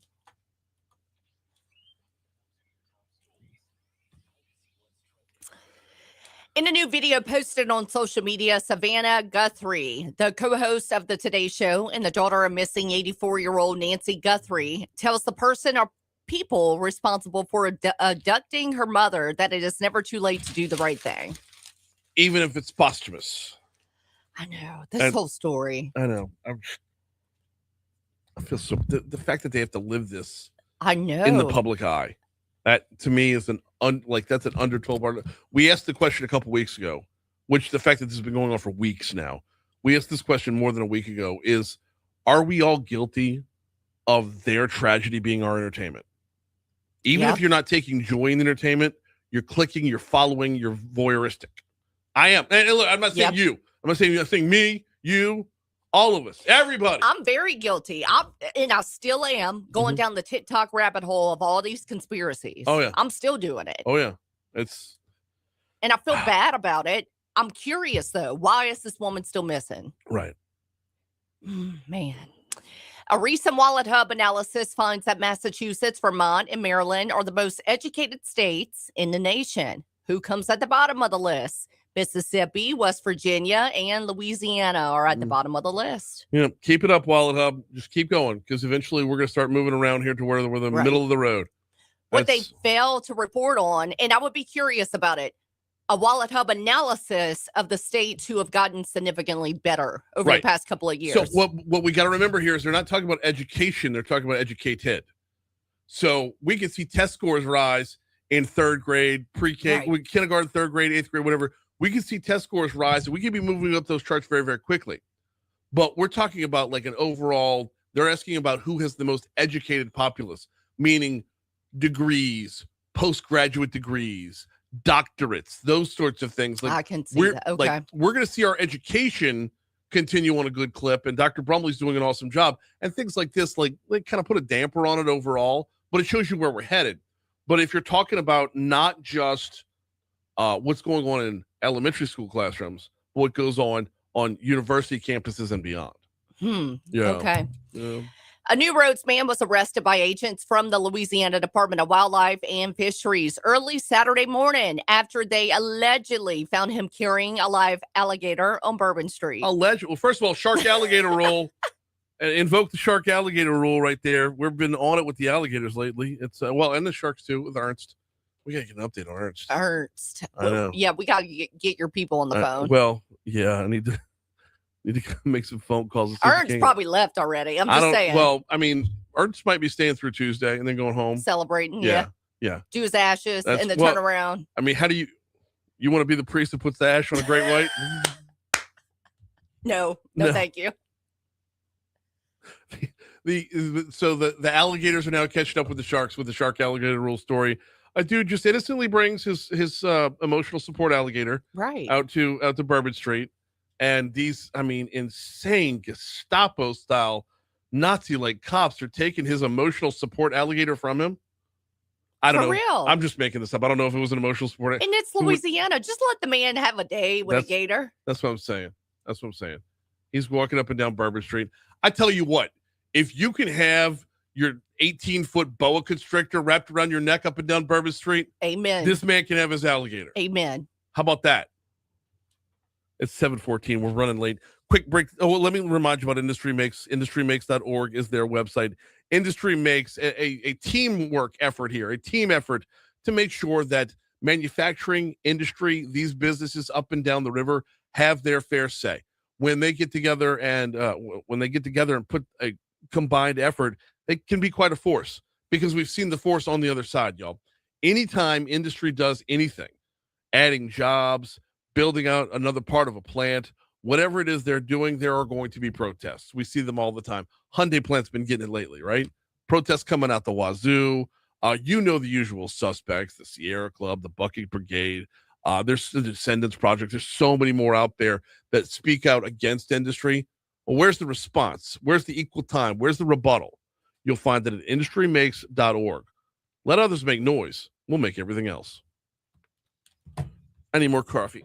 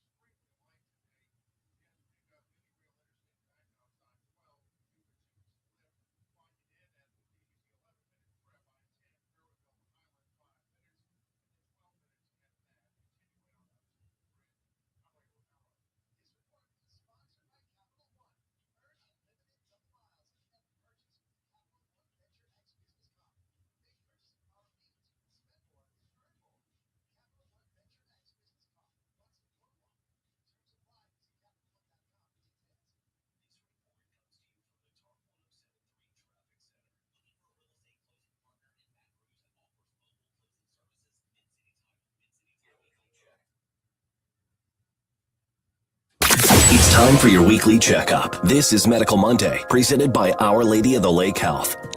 Yes, it is time for Medical Monday, and today on Medical Monday, we are talking about atrial fibrillation, also known as AFib, the most common heart rhythm disorder affecting millions of Americans. It's a condition that can increase your risk for stroke or heart failure, yet many people don't even realize they have it. Joining us today is Dr. James Barrios, cardiologist with FMO Health, Our Lady of the Lake Physician Group, Louisiana Cardiology Associates, to explain what AFib is, the warning signs to watch for, and what treatments are available. Dr. Barrios, welcome aboard. How are you? I'm doing well. Thanks for having me, Brian. Glad to have you on here. Glad to talk about this. This is one that I don't know that it gets nearly enough attention. Let's start off with the general definition. What is atrial fibrillation, and how is it different from a normal heartbeat? Yeah, it's a great question. AFib, or atrial fibrillation, is an abnormal heart rhythm that starts in the upper chambers of the heart, also called the atria. In a normal heartbeat, the electrical signals move in a coordinated, efficient fashion down something called the conduction system, and that results in a normal heart rate of about 60 to 100 beats a minute. In AFib, however, those electrical signals become very chaotic. The atria quiver and don't beat in an organized fashion. And this reduces the efficiency of the way the heart beats, and it can result in a regular and often rapid pulse, sometimes upwards of 200 beats a minute or even faster. Why is AFib considered the most common heart rhythm disorder? Well, it's by far just the most commonly seen abnormal heart rhythm that we encounter in the clinic. Upwards of 12 million Americans are estimated to have AFib by the year 2030. So right now, millions of people are suffering from this disorder. Mm-hmm. It contributes to about 450 or upwards of 500,000 hospitalizations each year. And it becomes more common with age. That's the biggest risk factor for developing AFib. As we get older, you're more likely to encounter AFib. In fact, even 1 in 3 adults over the age of 55 can expect to have AFib or develop AFib over the course of their lifetime. Do we know why we get it? That's a great question. Yeah, it's for a number of reasons. Again, the most common risk factor is age. As we get older, particularly above 65, that's the most common risk factor for developing AFib. And other things that contribute: high blood pressure, coronary artery disease, heart failure, diabetes, obesity, sleep apnea, thyroid disorders. Those are some of the common medical problems, and also some of the things that we do to ourselves. Excessive alcohol use, smoking, physical inactivity, and chronic stress also contribute to the development of AFib. Okay, so a lot of the usual suspects when it comes to things that affect the heart, as it were. We're talking with Dr. James Barrios from Our Lady of the Lake about AFib, atrial fibrillation. What symptoms should people watch for, Doc? And can AFib sometimes happen without any noticeable symptoms at all? Yeah, common symptoms are heart palpitations, most commonly. That's something like heart fluttering, racing, a pounding heartbeat. People also experience shortness of breath, dyspnea on exertion, fatigue, lack of energy, dizziness or lightheadedness, chest pain, and even a reduced ability to exercise. But you bring up a great point that AFib can be silent, which brings up the importance of making sure you see a doctor regularly for checkups, so they can check your heartbeat, your pulse, to see if we have any evidence of that abnormal heart rhythm. Because when AFib is silent, it can go undetected, and not only can we have issues with the rhythm itself, but that can increase the risk of having a stroke, which is one of the biggest issues that we want to prevent in people who have AFib. I kind of asked you already about this, about who's most at risk and the contributing factors and whatnot. But is there anything further than age and lifestyle factors? Let me re-ask. Is there anything possibly genetic that would go along with risk factors? Sure, there are some genetic components to AFib. It's not as classic as a simple, my father had AFib, so I'm destined to have AFib type of thing. But there are certainly genetic components that we can't control, but that certainly increase the risk of having AFib. But the issue is the genetic predisposition plus the other risk factors that we already mentioned. Mm-hmm. The lifestyle, smoking, excessive alcohol use, physical inactivity, being overweight. All those kind of add up to definitely increase the risk of developing symptomatic AFib. Talking AFib, atrial fibrillation, the most common heart rhythm problem out there. And we're talking with Dr. James Barrios as part of Medical Monday, presented by the folks over at Our Lady of the Lake. Okay, so let's dive deeper, Doc. Let's talk about why AFib is more than just an irregular heartbeat. What serious well, you started in on this, but talk to me a little bit about why it's more than just an irregular heartbeat and what else it leads to. Sure. AFib significantly increases the risk of serious complications. The most dreaded one is a risk of stroke. Mm-hmm. What it does, it increases the risk of stroke by 5 times if you develop AFib.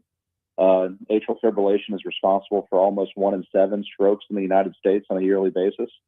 It's also linked to heart failure. So the more you have this abnormal heart rhythm, the more your heartbeat beats irregularly and chaotically. It can lead to weakening of the heart muscle. That could ultimately be non-reversible if not treated early. And it's also listed as at least a contributing factor in upwards of 230,000 death certificates annually. So it's an important disease to recognize, most notably for stroke prevention, but also for heart failure and other issues with the heart muscle itself. Unbelievable stuff. And you said it yourself right from the outset. It makes the heart beat less efficiently, and that just everything else makes sense after that. If the heart's not beating efficiently, the blood's not moving at the pace it's supposed to. Exactly. Yeah, and that's the main danger in terms of stroke, is that when the AFib is going on, or atrial fibrillation, is that the top chambers of the heart are beating chaotically. When the blood is not moving very well, the blood can pool up, and when blood pools, it can clot off. And when it clots off, God forbid, it can break off and go to places like the brain and cause a stroke. Absolutely. Yes, sir. We talked about symptoms. Let's talk about diagnosis. How do we get from point A to point B there? Tell me about diagnosis, and then we'll dive into treatment after that. Right. Yeah, atrial fibrillation is diagnosed with an electrocardiogram or an ECG. It's a thing where you come to the doctor's office, we hook you up to some wires, we put some stickers on your chest, and we can measure the electrical signals that are passing through the heart. Sometimes episodes are intermittent, however. The doctors may use wearable monitors, such as a Holter monitor or event recorders that you can get through your doctor's offices. But even more importantly is that there are several consumer products that are available now that can detect atrial fibrillation. Things that people wear all the time: Apple Watches, Cardia monitors, Fitbits, Garmin's, all these Oura Rings, all these wearable electronic cardiac monitors are certainly helping us detect AFib when otherwise we wouldn't be able to see it if people are not in the doctor's office. I was literally looking at my Apple Watch, scrolling through to see if that was one of the items you could use. As you were literally as you were saying it, I was looking down at my Apple Watch. But that being said, though, if we're doing something where we see some level of diagnosis on our own, is there a way to know? And I know you're going to err to the side of caution here, but is there a way to know the level of severity or seriousness of this? Yeah, I think if there's any concern at all that you might be having atrial fibrillation, or if your watch is alerting it to you, or you have symptoms that are concerning for an irregular heartbeat, it's important to address that with your primary care doctor, or get in touch with a cardiologist so you can be seen so we can address it. When we diagnose AFib, the most important issues are treatment and what do we need to prevent. And priority number one is stroke prevention. And that often involves starting with the blood thinner or an anticoagulant medicine. And then the second and third most important things are controlling the heart rate and controlling the heart rhythm itself. We have very special ways to control AFib with medications or procedures. So my general advice with that is if you're wearing your own heart monitor, an Apple Watch, you get an alert that, you might be having AFib. Sometimes it might not be AFib, but it's important that a doctor reviews that and goes over the details with you to make sure we're going down the right track. Interesting note. Now, I'm sorry if I kind of dive down a rabbit hole here real quick, Doc, but you mentioned as part of the treatment is controlling heart rate. But at the same time, though, on the prevention end, on the front end, we want to have exercise as part of our daily lives. Once you're diagnosed with AFib, is that discouraged? Oh, no. Exercise is really important, okay. Actually. What we found is, especially there's a big group out of Australia that studies the connection between atrial fibrillation and weight loss and exercise. And what they found is the more people exercise, even if they have atrial fibrillation, the more they exercise, the more they lose weight, the easier it is to control the AFib, in fact. Now, there are certain special situations where very intense exercise can be a trigger for AFib. I'm thinking about people who are high endurance athletes, people who do a lot of these Ultraman competitions, long bike rides, Ironman competitions. Those type of high intensity exercises can increase your chance of having AFib. But overall, the day-to-day exercise that people should be doing, 30 minutes a day of moderate intensity exercise in the gym or walking around, no, that does not increase the chance of AFib. If anything, it's going to help protect you from having severe consequences from the AFib. Okay, just making sure. And this is kind of walking up to the next question, and that is, what can patients do to protect their heart health and reduce their risk of developing AFib? Obviously, exercise is in that category. Right. Yeah, exercise is vitally important. I just mentioned the American College of Cardiology and Heart Rhythm Society. All of our groups recommend 30 minutes of moderate intensity exercise a day. What that means is a brisk walk, kind of get your heart rate up, break a sweat type of thing, maintaining a healthy weight with exercise and diet. And also options are increasing with the way we can do this with these medications that can help with weight loss. These GLP-1 agonists, the Ozempics, the Wegovys, the Mounjaros of the world. Limiting alcohol intake. Again, we're not, don't want to be a complete Grinch and take away everyone's alcohol, but certainly moderation is a key if that's a trigger for AFib for some people. Managing diabetes, blood sugars, treating sleep apnea is a very important one. If you notice that you snore at night, that you have these apneic episodes where you don't breathe, that can increase the pressure on your heart, and then increase the chance of having AFib. And then also keeping regular medical appointments with your primary care doctor or your cardiologist is important, because that way they'll talk to you about other more kind of specialized options that we offer in terms of medicines and procedures like catheter ablation that are vitally important, I think, for helping to control AFib and are very safe and effective ways for us to treat the disease. Last one before we get you out of here. We're going to talk with Dr. James Barrios from Our Lady of the Lake, talking about AFib on this Medical Monday. And that last one is, if someone is experiencing symptoms or wants to be evaluated, when and where should they seek care? How can they schedule an appointment? Yeah, well, I think at a minimum, you should be seeing your primary care doctor once or twice a year, just for regular checkups. And certainly, if you have risk factors for AFib that we've spoken about extensively over this interview, you should have no hesitation to see a cardiologist. And then if you see someone like me who's a cardiac electrophysiologist who specializes in AFib management, we'll talk to you about things like medications that are specialized to treat atrial fibrillation. They're called antiarrhythmic drugs. We'll talk to you about the importance of stroke prevention, getting you on a blood thinner to help prevent the most serious consequence of AFib, which is a stroke. And finally, we'll talk to you about the importance of early rhythm control and identification of AFib. We found through the data and through the years that the earlier we diagnose AFib and the earlier we treat it with something like a catheter ablation or drugs to help prevent the AFib from becoming persistent or permanent, the more likely it is that we'll be able to control it and keep your heart healthy and prevent things like heart failure in the future. And finally, how do you get in touch with us? You can at Our Lady of the Lake Health. Our doors are always open. And God forbid, in case of a serious emergency, you have serious chest pain, you're dizzy, you're passing out, lightheaded. That's a call 911. Don't pass go. Don't collect $200 type thing. Yep. Get to the emergency room or get to care as soon as you can. But otherwise, you call your regular cardiologist or us at the lake, and we'll be happy to see you in the clinic. We've been talking with Dr. James Barrios on Medical Monday. Dr. Barrios, thank you so much for a couple minutes. No, you're welcome. Thanks for having me.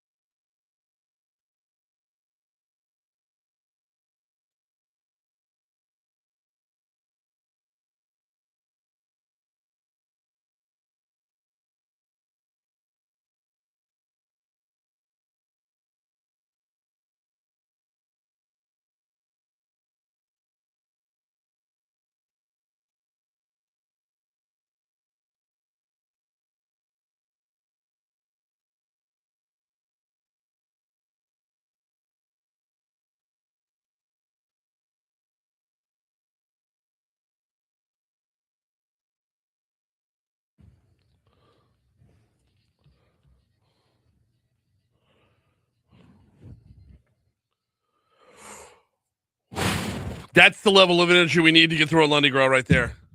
That's what I need that in my veins. Oh, my word. After smashing through 3 parades yesterday. By the way, big shout out to the folks at New Orleans and Company. Got the invite to go hang with them for a little bit yesterday. We were hanging with some friends. They were right across the street. So Walt Leger, Kelly Schultz, their whole crew. Oh, man, what a great spot right there on St. Charles. Hated to have to come home. Wish you could have stayed all the way through Bacchus, but it was an awesome time. We'll talk about that a little bit later on in the show. Right now, though, we got to rewind the clock back to last Wednesday. What an unbelievable annual meeting for the Louisiana Association of Business and Industry, knocking it out of the park as they always do. Joining us now for the recap is Rowdy Gode. Rowdy, welcome back, man. How are you, man? Thank you, Brian. I'm doing great. Happy Monday, Gras. Happy President's Day. All the things from the weekend. Absolutely. Yep. It was a jam-packed weekend. We are like, because of an early Mardi Gras, I feel like we're just jammed up right now because we had Lobby's annual meeting, which is a calendar-based event every single year. Like that's next year's meeting is already on my calendar, right? So we had Lobby's annual meeting. We had qualifying going on. Yeah. That's right. For the May primaries, we go into Mardi Gras, the deep Gras, mixed in with Valentine's Day, mixed in with now we can start talking about pre-filed legislation. Like, I mean, I don't know. Like, I feel like my show prep should be the easiest thing in the world right now. Well, that's right. It is. It is an exciting time, and not to mention we were right on the tail end of DC Mardi Gras. Oh yeah, where a lot of those conversations. Yeah, oh absolutely. Yeah. Look, we don't stop in Louisiana, and nor should we. And maybe that's a great segue into going for growth, which was the theme of our annual meeting this year. Yeah. And we chose that very intentionally because there is just this feel of momentum in Louisiana, and you just highlighted, going from DC Mardi Gras into annual meeting for Lobby and those conversations that continue about what's the policy going to look like as we go into a very busy legislative session. But look, let me pause first off and say thank you and your team for making it possible for you to broadcast live from annual meeting. It really adds a lot of value to have you and Moon right after you in the room, broadcasting live, pulling folks over. I think your lineup of guests on that date was sort of representative of what we're trying to achieve with annual meeting. You had the Policy Institute for Children talking about the work they're doing. You had business leaders on the show, Jason DeQueer at Vantis, who I believe made it possible for you to broadcast live. He was on the show, and he runs circles around people talking tax policy. And, that's what annual meeting, Lobby's annual meeting is all about. We get the right people in the room. We as a staff here, we really try to capture the feel of Louisiana and make that the theme of the meeting so that those valuable conversations and the speakers we pull in just really add tremendous value for a pretty jam-packed couple of days. In fact, we start the evening before the reception here. But anyway, we'd love to hear how you felt things went, because we're always looking to grow it and improve it. I get a lot out of not to dismiss the keynote speaker, because the keynote speaker was great, but I get a lot out of Will's update before he introduces a keynote speaker. Will, I had to make fun of him a little bit. He got himself so fired up, he started his own applause at one time. Well, he was, right. hey, look, I can't blame him. There's so much going on. There's so much to be fired up about, but Will had a little bit of fire in him up at the microphone. Well, I'm happy to hear that. I'm hopeful he can hear your words too. But look, when we put out a report via this annual meeting, and the job creation numbers in Louisiana are moving. The wage growth numbers in Louisiana are moving. We've all been talking about the education outcomes that are improving in Louisiana. There really is this feel that, look, businesses around the country, boardrooms around the country are eyeing Louisiana. And that was the feel that we had going in. And look, if the CEO, Mr. Green, sort of felt that while he was on stage, I love that, because I think the people in the audience felt it. And so look, we talk about the two speakers that we had, which again, we try to capture the mood and the feel. We had Jonathan Martin for our morning program. Jonathan is he actually lives part-time in Louisiana, DC guy, but he covers Louisiana and national politics for Politico. Yep. And I mean, look, obviously the reason to have him in is the power that Louisiana has in Washington right now with the speaker, with Rep. Scalise, with many of our congressional members in D.C. who are on very influential committees. We wanted to really capture that and represent that to our membership. And Jonathan, I thought, did that phenomenally. I don't know if you got a chance to sort of plug into his program, but you know, he captured that feel for sure. And really let folks know about what's going on in DC. Now his segment on my show that morning was, and I highly recommend anybody that missed it, go check it out. It's on demand at talk1073.com on the mornings with Brian Haldane. It was phenomenal. I don't know how it dovetailed a good bit with what he had to say during his talk, but it was a roller coaster ride that got started real fast. It just kept accelerating the whole way through. In fact, I'm supposed to follow up with him to get him back on the show a few more times, because once we got rolling, that dude just rolls. He's so good. Wakes up and drinks 3 cups of coffee apparently, because he had the he had the energy to go with it. But I mean, the access that he has, you know, he talks a lot about what's going on in the Trump White House. He talked about obviously how the congressional is interacting with the Trump White House, what that means for Louisiana. And so just sort of the insight that people, that's the feedback I've gotten thus far from those in the audience, the insight that he was able to provide was tremendous. And then we segued into our keynote speaker, and from Lobby's perspective as the state's Chamber of Commerce, as an organization that wants to get small business owners, particularly around a table and say, tell us what's going on in your world. The biggest issues we hear from our membership, those member businesses, is number one is still going to be insurance and insurance reform. But number two is AI and technology. And I want to know more information about where it's going and how I can stay ahead of it. And so Jonathan Brill was our keynote speaker. He's got the best title. I had a chance to visit with him and tell him this. He's got the best title I've ever seen. Business Futurist is his title. Yeah. But Jonathan has, you know, he's advised Hewlett Packard. He's advised Amazon. He advises Fortune 500 companies. He advises governments around the world. In fact, when he left our keynote, he was going off internationally to do some consulting for some international governments. But you know, he is. Where is AI going, and how, as a business owner, business leader, can this help you see around the corner so that you can manage your people to embrace the changing technology? That was sort of the theme of his talk, was don't be frightened of it. Don't think it's going to eliminate every role in your company. Learn how to embrace it so that your people and you can manage it to make your company more efficient. And I think it made a lot of folks in the audience during his talk start to think about that. And that was the feedback we got. He really made me think a lot about how I can embrace AI and knowing that a lot of change is coming. One of the things, this was, and this was anecdotal, was a couple of people at my table, like once Jonathan Brill got talking, once he started really getting into his AI stuff and not just the overall landscape stuff, once he started getting into that, they stopped paying attention to him and started getting in their phones to look up things that he was talking about. Like they were already seeking more information. And I'm like, I don't know if that makes a great keynote or a terrible keynote, but he's got these guys off and running. So I mean, it was really phenomenal. Yeah, that is a great title. Forbes' #1 business futurist. I had to ask him when he was on the show. I was like, what the hell's a futurist? That's, I mean, it just, does that come in rhyming quatrains? I mean, is it like Nostradamus over here? That's correct. That's right. That's great. That's great.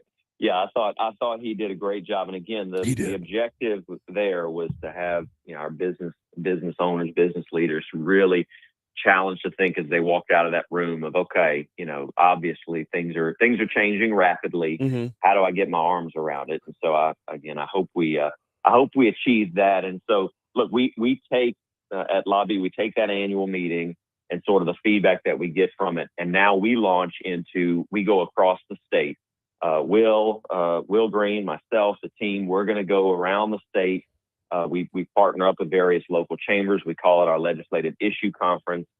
And we go, again, gather input from business leaders across the state and say, What's the issues that are key to you? We're just under a month out from a legislative session. Mm-hmm. Here's the priorities for Lobby. We want to outline those for folks across the state. And then what are the issues that are important to you regionally and as a business owner? What's those universal issues that you just keep tackling here in Louisiana? And we're going to prioritize those. So that's where we take the momentum from this annual meeting and we launch into our statewide tour, going around talking to business leaders across the state. And then we just roll right into legislative session. Rowdy Goday is with us from the Louisiana Association of Business and Industry. Rowdy, I want to talk about the numbers booklet, the 2026 annual report that y'all gave out on the way out. It really spells two different stories here. Number one, we have come a long way, and number two, we have a long way to go. Both of those things are true at the same time. That's right. Within Lobby, it's always difficult to have a multi-year plan because we seek immediate gratification, you know? So to be looking at where we want to be in 2030, where are you ranking us a couple of years into this plan versus how we're setting things up for the back half of the plan? Great. Yep. 100%. And love that. You highlighted it. We've seen measurable gains and I hit on some of those, the job creation numbers. You know, you're seeing these major economic development announcements. Wage growth is trailing that. And the data from the report that we released, our LA driven, which is our strategic plan, our LA driven report, the data backs it up that we're seeing real gains in those areas. We're seeing gains in education outcomes. What it also helps us realize is progress is not the same as completion. And so that's kind of how we're capturing this moment here in Louisiana. What it's uncovering is, look, we've got these major announcements. We're seeing job creation great, labor force participation, and a continued decrease in our working age population are core issues where we've got to stay laser focused. And so for us, and we're very transparent about that in this report, we're saying, here's what areas where, like I said, measurable gains, we're really proud of these. What it's also telling us is we've got to do more to bring in that critical labor force to match up with these jobs that are being created. And so from a policy perspective for Lobby, what that means is let's go increase the labor force participation. How do we do that? Well, quality of life is very important for young people. Safety and decreasing crime is very important for young people. In fact, infrastructure is very important for young people to come into a state. So we want to focus on those quality of life issues that make it more appealing for that working age population to look at Louisiana and say, yep, that's a place that I want to go. But this report shows that that's one of those core issues that we've got to, as a state, as a legislature, we've got to stay focused on. We're not quite done with the annual report because there's a lot more to break down, but we are done with today's segment, and we'll eventually get around to proposed legislation. My biggest highlight within the annual report, moving up to number 31 with business tax climate. I know that's, if you're looking at the top 25 in football, that falls under others receiving votes. But we are this is the beginning of the DiNardo era, when we're on the outside of the top 25, but we're about to crack it. The Nick Saban era is up next. So you're the king of sports analogies. I can never, ever compare with you. I love it. He is Rowdy Goday. Always appreciate the time, man. Have a happy Mardi Gras. Same to you, Brian. Enjoy. See you. Later. Here comes Your Money Now on Talk 107.3 FM.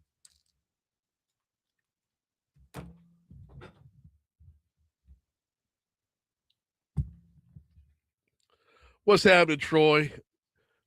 Troy sent me. By the way, yes, Haggai, I appreciate that you're seeing the mug here. The bucket o' coffee from Tech Gumbo. Troy sent me the reel from Sammy Wyatt. Oh my God. What can I say? But Steven Seagal would be proud.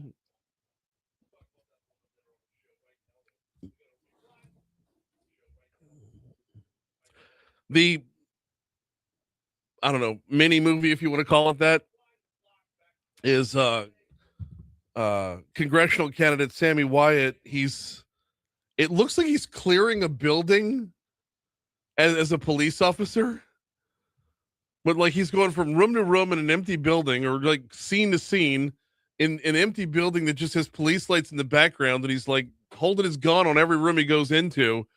It's the damnedest thing. He's telling a story about how the government stole our children from us. Oh no, it is performative. It is very performative, to say the least.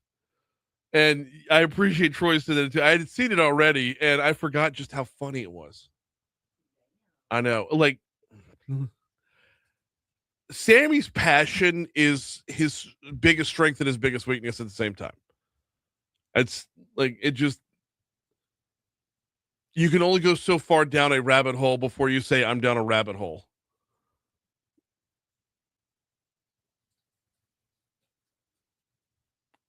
It's one of those ones where like he says things that make sense and you agree with, and it's like I don't need the government telling me that we need gender neutral bathrooms. It's like I agree with that. And they're putting mind control chemicals in the water. Nope, stop. I want to make sure that our right to bear arms doesn't go away. Well, we've seen nothing constitutionally that would change that, but I'm with you. I'm a pro Second Amendment guy too. Yeah. Meanwhile, the government's stealing our children. I don't know what that means. So good.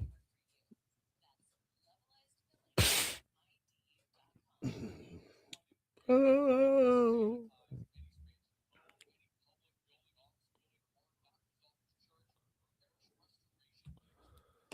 I've got a song stuck in my head that I don't want to get out. No, you're not gonna find it. Because I don't know the name of it yet. Oh, I do know the name of it. It's called "I Just Might" by Bruno Mars. Yeah, but you'd got to cue it up to the chorus. I heard it twice yesterday. Is it new? Oh yeah, and it's like everything Bruno Mars has been doing lately. It's total throwback.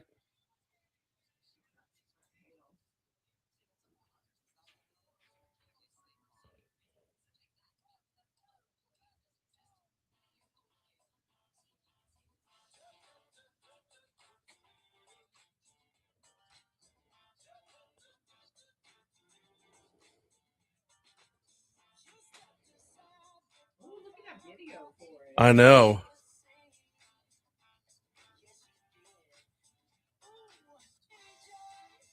Oh. Oh. Oh.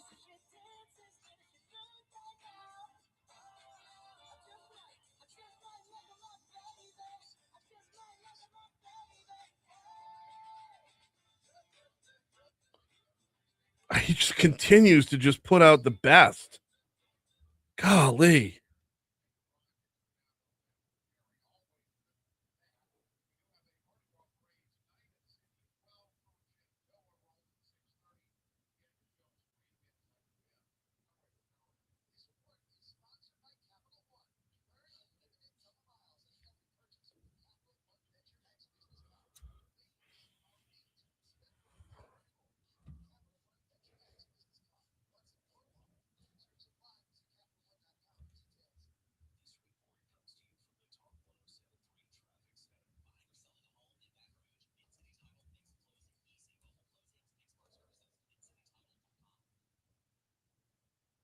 I love it.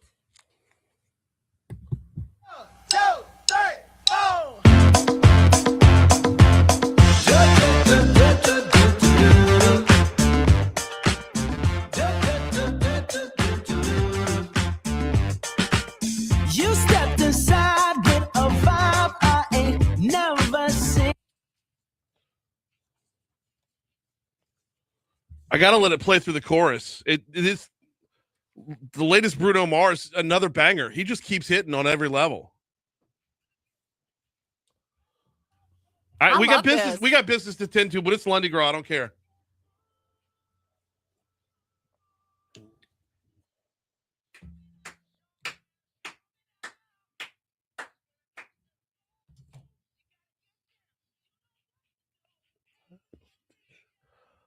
Oh God. Oh.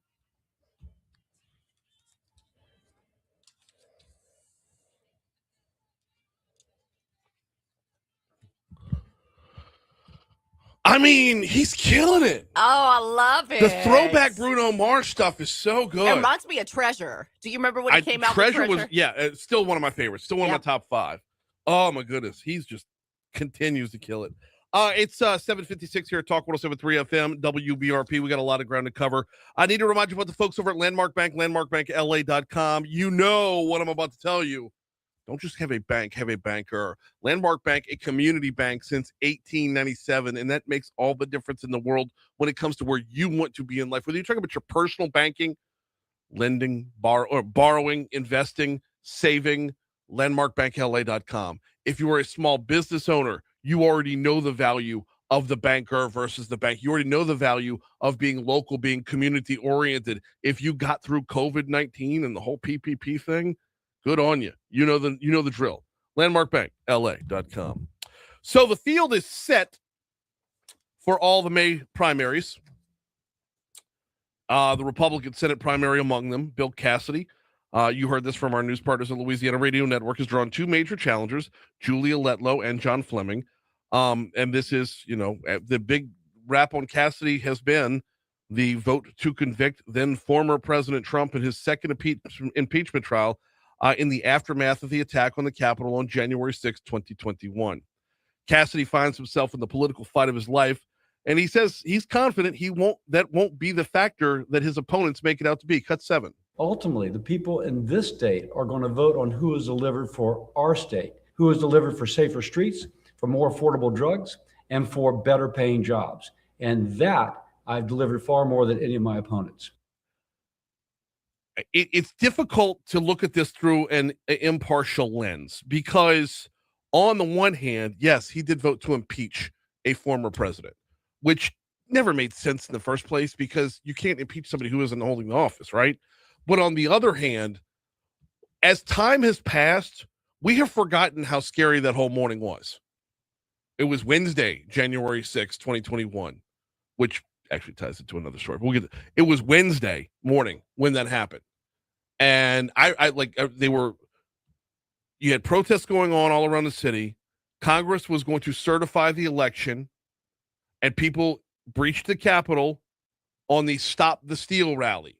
They took the Stop the Steal rally too far. And I talked to numerous staffers inside the building who were honestly just scared. And if you've ever come home and seen your back door kicked in and your house broken into, you know how it feels to be scared like that. And I think he was acting from a place of emotion more than being rational about it. But here we are in 2026, and it's still following him. Congresswoman Julia Letlow got into the race after the president endorsed her.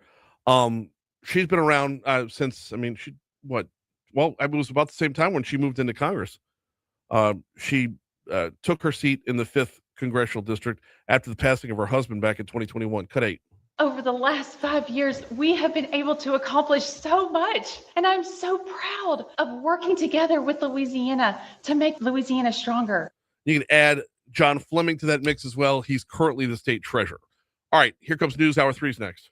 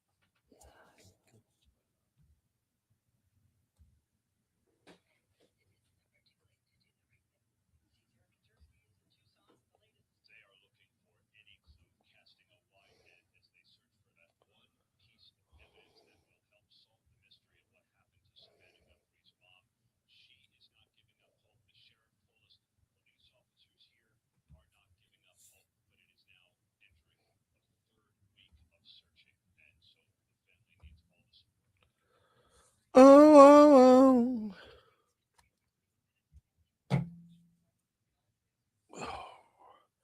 There's a handful of popular songs that I really, really like right now because they all sound like throwbacks. Like which one? I'm trying to remember the name of it right now. Female singer. I got Bruno Mars stuck in my head, so I can't hear it in my head right now.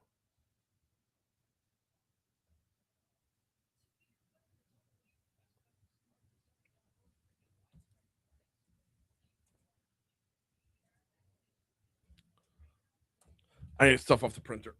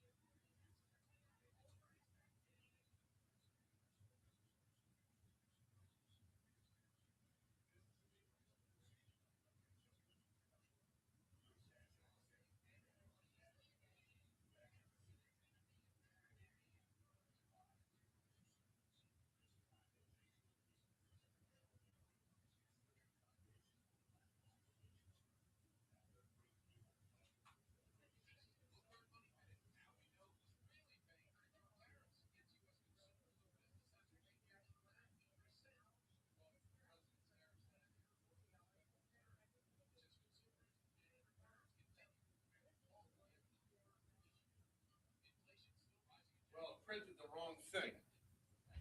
Damn it. I don't know. Is what it is.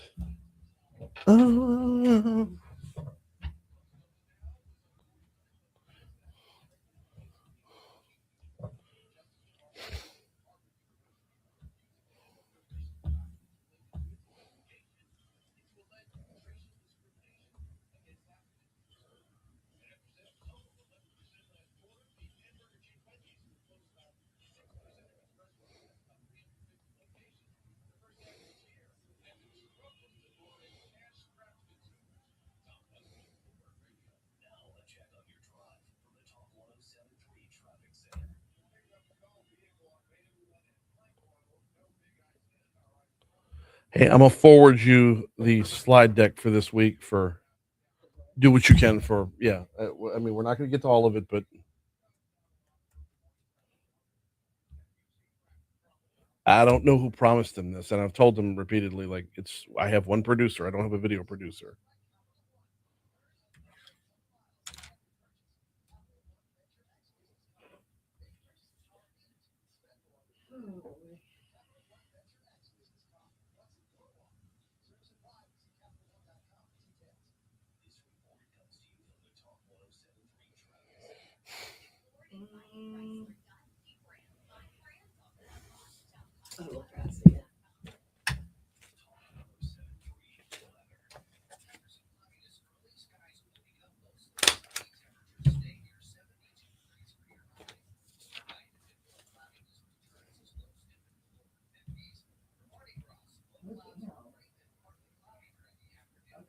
What? I'll see it.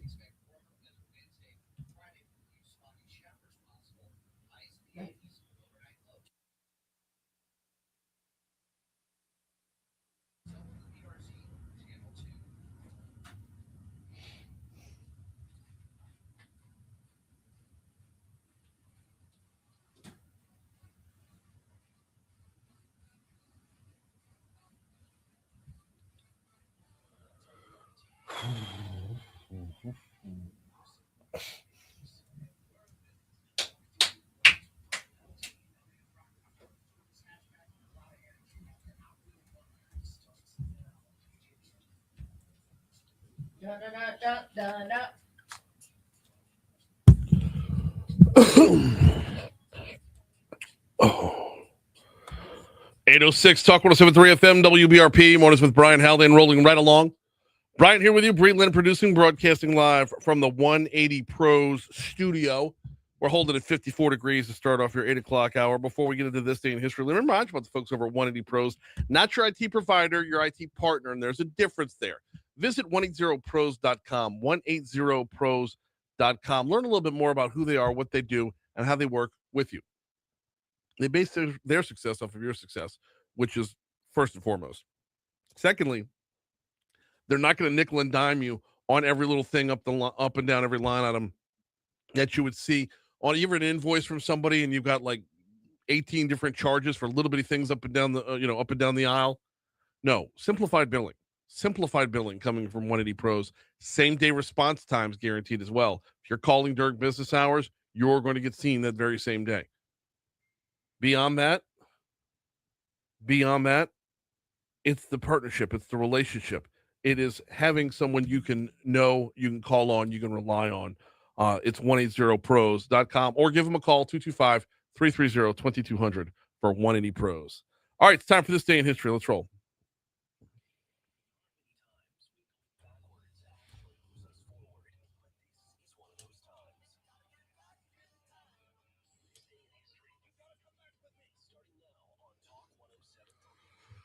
All right, what you got?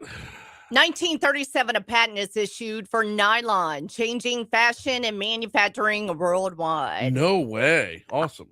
1951, Joseph Stalin publicly condemns the United Nations during Cold War tensions. Okay. 1959, Fidel Castro becomes the 16th Prime Minister of Cuba. Okay.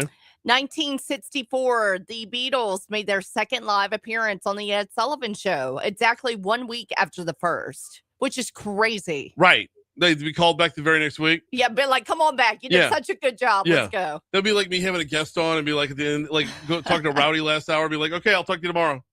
Right. Oh, man. They were in their prime. 1968, the first 911 emergency telephone call is placed in the U.S. Wow. Do we know what it was? No. You know what? Watch it be something like, what? That wasn't the telephone call with Santa Claus, was it? No. Was it? I don't think so. I don't think so. I don't think so either. Okay. 1992, Los Angeles Lakers retire Magic Johnson's number 32 uniform. Okay. 1999, O.J. Simpson's 1968 Heisman Trophy is sold for almost $250,000 to help settle a $33.5 million civil judgment against Simpson for the deaths of his ex-wife and her friend. I did not know that the family came after his trophy for settlement. Among other things. Dang. Mm-hmm. All right. In 2007, Britney Spears, after staying in a drug rehab facility in Antigua for less than a day, Britney Spears, the infamous, shaving her head at a hair salon. All right. In front of approximately 70 photographers. She's like, I've had enough shaving the head.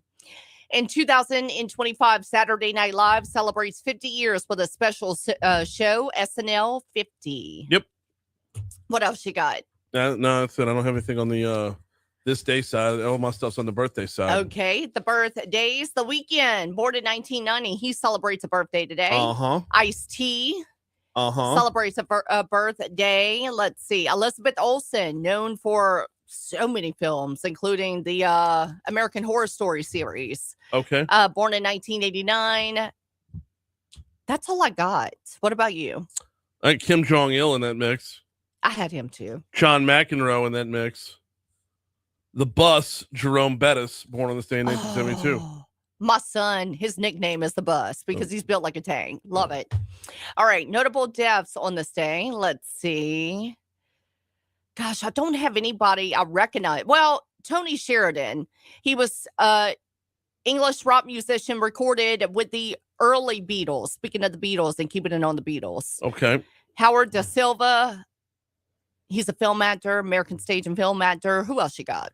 Gary Carter, Okay. former New York Met, Montreal Expo, might have played for a couple of other teams towards the end of his career. We all know him from the 86 World Series. Gary Carter passed on this day in 2012. And I did not have one more. I'm good. You know, I don't even have to look up a notable day today because down here we know it as one thing, Lundi Girl. Yep. Well, President's Day too. Oh, we my can go bad. with both of those. Yeah. Either way, it's keeping the streets pretty empty. So I know, no traffic on the roads. right. It's 8:11 at Talk 107.3 FM, WBRP. Before we take our next break, got to remind you about the Baton Rouge Metro Airport. FlyBTR.com is the website, FlyBTR.com. Love telling you about the Baton Rouge Metro Airport. Tell you what, if you visit FlyBTR.com, take a look at not just the individual flights. You can book a trip from there, but take a look at some of the packages and some of the things that they offer, like as an extension. For example, wherever you're going, if you need a rental car or a hotel stay, you can link that right through flybtr.com. Just a little added convenience when you visit to make sure it's a little bit more comprehensive for your travel needs. Can tell you that as of this morning, everything is running pretty smoothly over there at the airport. Taking a look at the arrivals and departures and everything. Yeah, no delays from this morning to be seen as I'm scrolling through. It's business as usual over there at the Baton Rouge Metro Airport. Look, we have a wonderful airport in our own backyard. I love flying on a BTR. I love landing back home in BTR, knowing that I'm almost home and I don't have to drive an hour up the interstate to get home. You learn more at flybtr.com.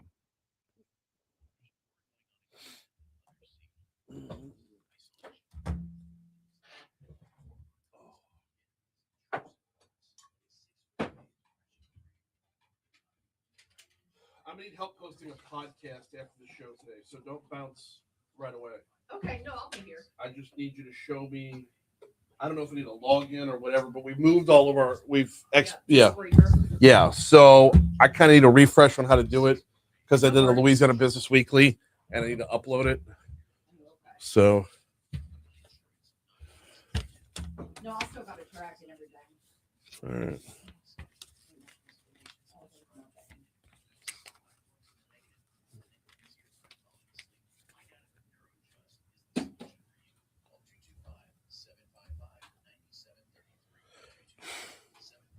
Oh.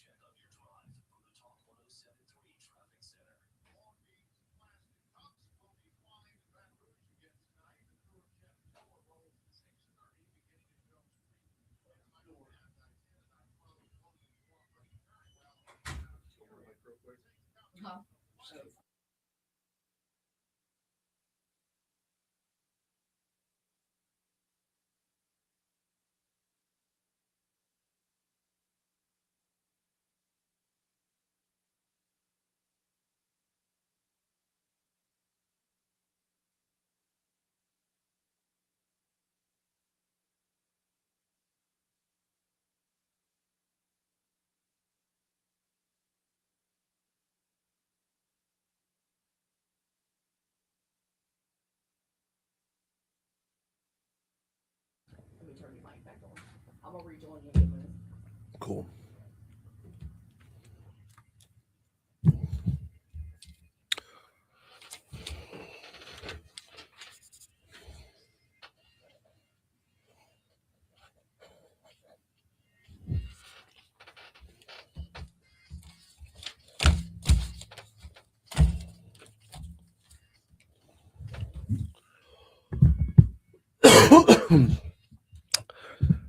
$8:15 Talk 107.3 FM WBRP. Mornings with Brian Haldane, rolling right along. Brian here with you. Bree Lynn producing. We've got we're gonna be connecting with Moon Griffon here in just a quick second. Every Monday we talk about everything under the sun with Moon, and there's a lot of ground to cover today, if for no other reason than qualifying ended on Friday. So our Senate race is all stacked up. Our House races are all stacked up. What did he see? What did he take away? What surprises are there? We'll talk with Moon Griffon coming up as soon as we're able to connect. In fact, let me text him real quick. Do what? Okay, fine. All right. So looking forward to this. Not just that. If we have time, we might talk about the upcoming legislative session as well. But we've got to start with the qualifying that ended on Friday. You hear him 9 to noon right here on Talk 107.3 FM and throughout the state. He is Moon Griffon. How are you, brother? I'm doing great, man. How you been? Been all right. I was down in New Orleans yesterday, doing a lot of taking in a lot of Mardi Gras parades, and I'm running on nothing but coffee this morning. So I take it you're gonna work today and then you're gonna go play again tomorrow. I'm gonna do something different tomorrow, Moon. I don't normally Mardi Gras outside of the New Orleans area. Like we'll do Rex sometimes, we'll do Jefferson, we'll do Metairie sometimes, but we're going to New Roads tomorrow, and I'm going to be a judge for their Mardi Gras parade. I don't know what that's all about. I don't know what I need to do to judge yet, but we're going to take in a little New Roads Mardi Gras tomorrow. Actually, outside of New Orleans and some of the big cities, and I've been to some of these small towns, and even the Lafayette one on Saturday. They got one in Monroe. They got them all over these little places. You go find some really nice family parades in other areas, and they're gonna be a little bit more unique and different than probably what you used to like in New Orleans. Yeah. So I think you're gonna have if you hadn't been there yet, I think you're gonna have a heck of a time. You're gonna have a good time. These small communities, they have a good time at this event. So my gut feel is you're gonna have a good time. Yeah. It's so just for full disclosure, I'm a total Mardi Gras snob. But I believe that everything Mardi Gras should be what it's supposed to be. For example, if you're a big crew like Endymion or Bacchus, you need to be like totally decked out with the floats. You need to be costumed and masked. You need to have original throws, not stuff that you picked up from other parades and whatnot. But at the same time, though, if you're like a neighborhood event, a community event, a lot smaller like that, just revel in who you are. Be who you are. So I have a feeling we're going to like it. Yeah, I'm not a big Mardi Gras guy, but I know people enjoy the time. They have a lot of fun. So I just felt like I say, if you hadn't been to, and it seemed like when I was a kid, I went to a New Rose Mardi Gras. But normally those outside, they're going to be different in the big city. I didn't say better, worse. I just different. And I think that if you go and you want to have a good time, that's what you're going to see. That's what we're in it for. So along with Mardi Gras, there was qualifying Wednesday, Thursday, Friday. Any surprises along the way, Moon? Not really. I think you would agree with me. Most of the surprises came before qualifying. The Trump endorsement kind of changed everything in the Senate race and probably changed in the 5th congressional race. I think other than that, everything's pretty much the same. I mean, I saw Eric Schmidt said he wasn't running. I didn't think he would. Senate race is down to 3 people. I don't think any of those candidates will get 50% plus one the first run. My big concern is turnout. But when I say that, Brian, people say, well, I'm not really concerned. The people that go vote are the ones that are going to go vote. That's just the way it is. But it does affect the outcome depending on who goes vote. So that's going to make the difference. Then you do a runoff in June, I think the turnout's going to be a lot lower. So you got a May and June. We talked about this last time. I'm not used to voting in May and June. Neither are you. I run into people all over. They think they're voting in the fall. That's a problem. That's going to be a problem because then informed voters might even miss some of this, and that becomes a little bit of a problem. So no surprises. The Democrats didn't really feel any kind of key candidate in the Senate race or the House races, right? Except in 6 where Cleo Fields is running. Well, I guess in 2 where Carter's at or has been home for some time now. I was going to ask you about that. There were 3 different Democrats qualified in the Senate race there. 2 from New Orleans and 1 from Faraday, Louisiana. But they're not names that I've ever really recognized. So I couldn't pick them out of a lineup. So I can't imagine a scenario where they would garner a whole lot of attention. Well, they're not, and none of them, every one of them said they don't have any money. So, and let's face it, Brian, in this race, and it's been like that for a while, it's really, I know it's in the state of Louisiana, but it becomes a national race. Right. So you got to have money from outside. And the Democrats are not going to be focusing on a Senate race that they don't believe they can win. So they're going to focus on Senate races like in Georgia where they want a whole Ossoff. And they're going to focus on a Senate race where they think they can pick up a Senate seat or they got to save one. That's where the money goes. It's not going to come in this state. And that leads them to believe that in the Republican side, it's going to be some money spent, but it won't be the money that would be spent if it was going to be a close race between a Republican and a Democrat. I don't see any way a Democrat can win United States Senate race here. So they're going to focus their money somewhere else. If they don't have money, you're not raising money, you're not going to be able to get any. Well, I understand it, and I get it from like a pragmatic standpoint, Moon. But tell me if I'm not just like completely Pollyanna about this. I don't care about your path to victory. If you want to serve, step up and serve. If you think you have if you think you're a long shot in a race, I don't care. Get in it and force the conversation. Force the conversation to address the needs of the electorate. I get so over this whole like, well, I don't have the support of the party. Well, it's not about the party. It's about the voter. It's about the people who live here. Well, and iron sharpens iron, Moon. So we're going to get a better candidate out of our own party the more people force the conversation within the party to address the needs of the people. Well, no, I don't think you're wrong at all. I think you're 100% right. I mean, listen, if you want to run for office for the right reasons. You have to figure it out. We've had upset elections all over this country with people that thought nobody could win. Person couldn't win. So that's number one. Number two is I like the idea you're talking about forcing the issues because we want to know the issues. The reason a closed primary is good is you don't worry about endorsement. That's my opinion. I mean, I know President Trump endorsed supposed to be a big deal, but I'm not worried about endorsement.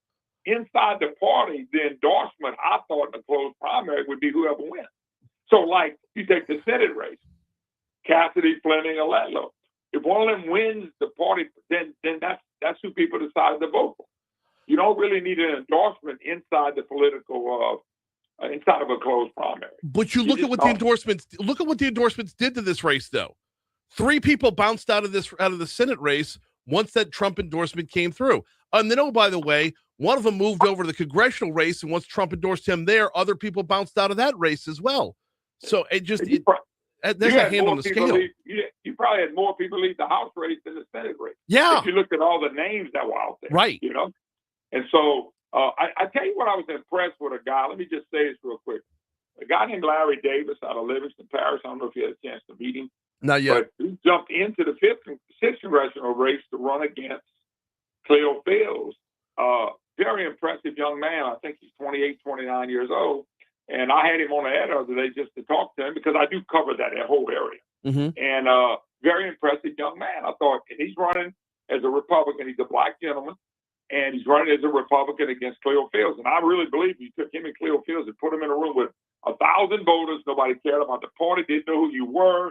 No Democrat money machine. None of that. I think they would be way more impressed than Cleo Fields. But that, Brian, that's not how races work. And I wish they did, but that's not how they work. No, and I understand that. It leads to just way too much pragmatism and compromise and just whittling down till we get a candidate that isn't challenged on any issues. I want you to shoot me over Larry's contact info if you would. I would love to have him on the show.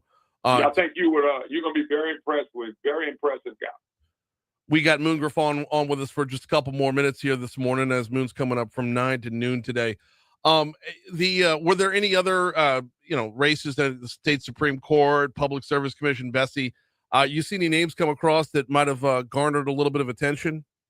I think one of the races that's people are not really paying attention to right now is going to be that Supreme Court race. I know there's several judges that have gotten to the race, but when I start seeing where lobby is going to land in the business community and where the trial lawyers are going to land, that's what makes that race interesting. Because they telling me the way if I'm saying this right, the swinging of the court will be determined by this particular race. So will the trial lawyers get their candidate, or will the business people get their candidate? And that some people feel like this race is more important than the Senate race, at least for the state of Louisiana. So that's probably the most intriguing one that will not get as much publicity as the Senate race. So I'm curious about that because there's 3 different Supreme Court seats that are up, right? Well, Say that again. There's 3 different seats that are up for associate justice, correct? I thought there was one seat, and it was the one that ran from Livingston Parish, I think Tangipahoa, over into St. Tammany Parish. That's the one I'm talking about. Okay, so I know there's some public service commission race and maybe some other judge races, but I think there's only one Supreme Court race out. Now, Brian, I did not go all over that. Mm-hmm. I'm just looking at the one that I think is going to be the competitive one. It looks like the 1st, 3rd, and 4th all are on this ballot. So okay, yeah, I don't. The other two might not be competitive. Yeah, I think one of them's going to be competitive, and I think it's the one that I'm telling you. That's going to be the most competitive. I don't remember the number of it, but that's the first. It's the 1st district. It's the one with Billy Burris running. Yeah. How many candidates end up getting that race? Just the 2 on the Republican side, but it looks like between those 2, it should be a bit of a battle. Yeah, you got to remember, like it or not, we have a closed primary in the Supreme Court, the Public Service Commission, Senate, House members. I did see there's a bill being proposed to get rid of closed primaries for Bessie board members. So really? I don't know if that's going to pass, but it's a bill it's going to work through the House once the session starts. Okay. I mean, not going to move for the May ballot, but yeah. That's the problem with all this. Either you're going to make it all closed primaries, you're going to make it none. And now we got people wanting to take away one that they've already added. We hadn't even seen the Bessie board thing work yet. I mean, it's just, it's either good or bad. I always thought it'd be a good thing, but it's amazing. Like for statewide, would you like to see a closed primary for like the governor's race and all the statewide races? Would that be a good thing? I really don't know, Moon, because even though we didn't have a closed primary for our last gubernatorial election, we all knew who the candidate was for over a year. So you had this group of these other half dozen candidates going from town hall to town hall, answering questions from the people. But Jeff Landry didn't have to do that. He had all the support and backing to be able to win without a runoff. So but you remember, the Republican Party came out and endorsed Jeff, and people got upset about that. I know. But I know they got upset about it, but they were worried about what happened with Bill Edwards. I personally think the guy backed in twice, and I think a lot of people didn't want that to happen again. But it created a lot of controversy when it happened. I remember that like that was yesterday. No, I get it, and I'm happy with the result. I mean, I'm pleased with the governor and the job that he's doing. It's just there's a few questions I would have liked the answers to along the way. I mean, remember how surprised we were when that veto pin came out for tort reform? Yep. Oh, I ain't no doubt about it. I mean, but anyway, so it's that judge race, the first, is the one I think people feel like that's the one that will be a brouhaha between the 2 Republicans. I'm with you. Absolutely. What you got on the show today? I got a guy with, Trump did his big plan with the EPA. I got my guy on there, Steve Malloy, but that's at 11 o'clock hour. He's really the only guest I got. Talk a little bit about the races, the battleground redistricting going on. And it's amazing that Democrats want no voter ID. And Mark Ballard had a piece in the paper. Mark Ballard had a piece in the paper said 21 million people, if you had to use an ID, couldn't vote. Come on, Brian. You got to try to get on an airplane without an ID. Exactly. Try to cash a check without one. I mean, I love the push that's going around social media right now that says, don't let Trump steal the midterms, demand voter ID. It's a beautiful thing. Well, I love it. He's Moon Griffon coming up 9 to noon right here on Talk 107.3 FM. Have yourself a great Mardi Gras, Moon. We'll talk to you next week. All right, Brian. Thanks as always. Always. We've got, we got news, traffic, weather coming up. And then on the back end of news, traffic, and weather, get ready, y'all. Round 2. We started a new segment last week called the BREC Room. There's a lot going on with our parks department throughout the city, sort of throughout the parish. We bring you up to speed on as much as we can. That's coming up next. Oh, my word. Good morning, y'all. Hey, good morning. How are you? Doing well.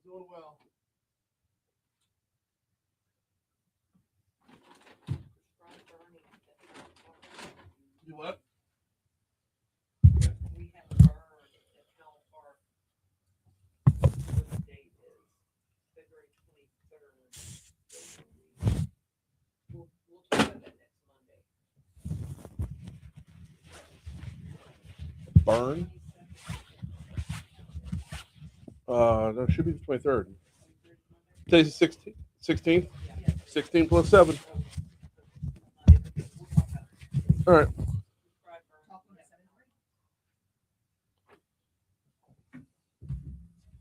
Oh, Dr. Duplantis. Okay. Yes. Yeah. I'm going to drop you on hold, okay?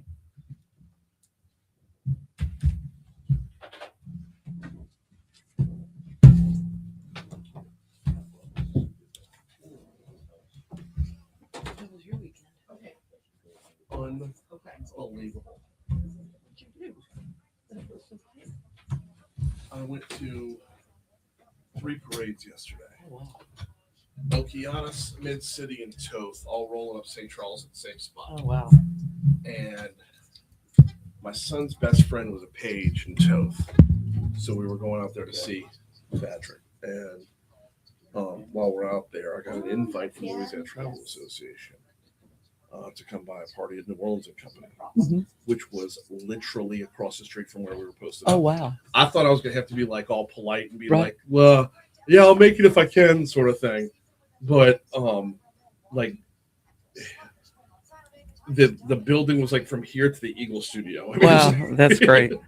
So went across the street there, ended up hanging with a handful of state legislators, and of course Walton Kelly from New Orleans and Company, and Chris Landry from LTA, and just really great party, really great day. Got the kids got to do the on the street thing and the balcony thing in the same day. Nice. So yeah, like we do the balcony thing for the first 2 parades, and then move down for Toth, so we could be like right up on it. Right. When my son's friend comes by, great. and then my buddy, so they just had a baby, and this might need to be shared with like Child Protective Services. Let me see if we can. He's on the float. Oh my! He's on the float, and they handed him up the baby so they could take pictures. And he's like, "Remember when Michael Jackson hung his baby over the?" What was that? Blanket? Yeah. Blanket, right? Blanket. Yeah. Oh my gosh! So look, it's my buddy holding, as Mike holding little Alexander right there. Just like that. Yeah. No. He's got him like a football. Yeah. He's got him like a football, but man, he's still throwing. I was like, "Don't do this." Yeah, that's but I mean, scary. He did all right. He manhandled the little boy, and like nobody was dropped. Everybody was good. That's a little scary. Oh crap! I forgot to tell Christy about that part of it. So yeah, good day yesterday. And then Friday and Saturday I was working LSU baseball, radio broadcast of LSU baseball both days. Okay. So that was good. Oh, how's everything on y'all's end? All right, so the notes from Robin are slow down, I think was what she told us from. Okay. Well, and I'm going to address that if that's okay as we go into the sheet. Sure. Okay.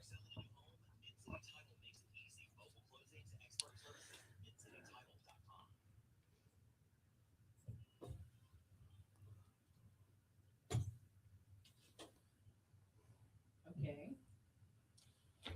Is it not in there? No.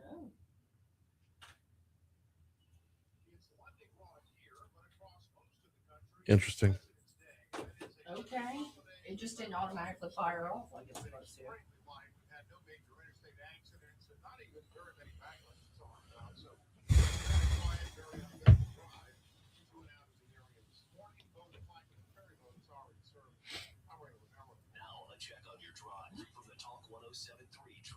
That's all out of order.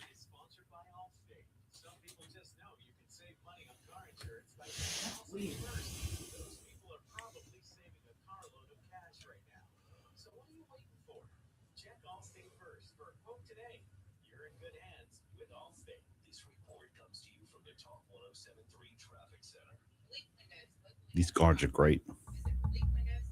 Yeah. Okay. Is it still? Sorry, I was hearing things. I'm like, is that bed still playing? I got it good.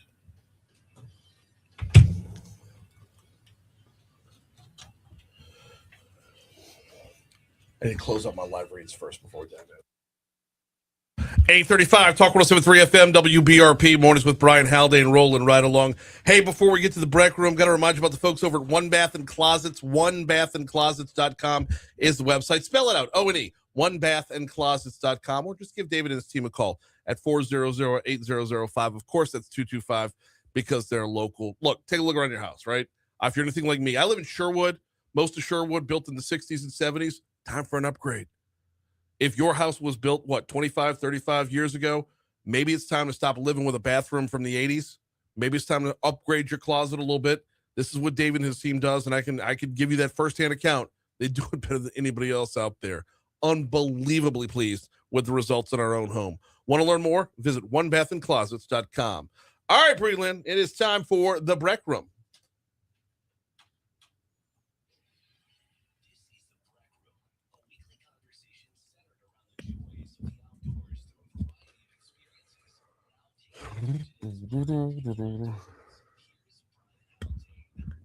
Welcoming in once again, Janet Simmons and Maurice Velasquez. Welcome aboard. How you doing? Happy Lundi Gras. Happy Lundi Gras. Happy Lundi Gras. The we got a lot of ground to cover this week. We got a lot of ground to cover. We're gonna have a lot of ground to cover every week because y'all cover a lot of ground.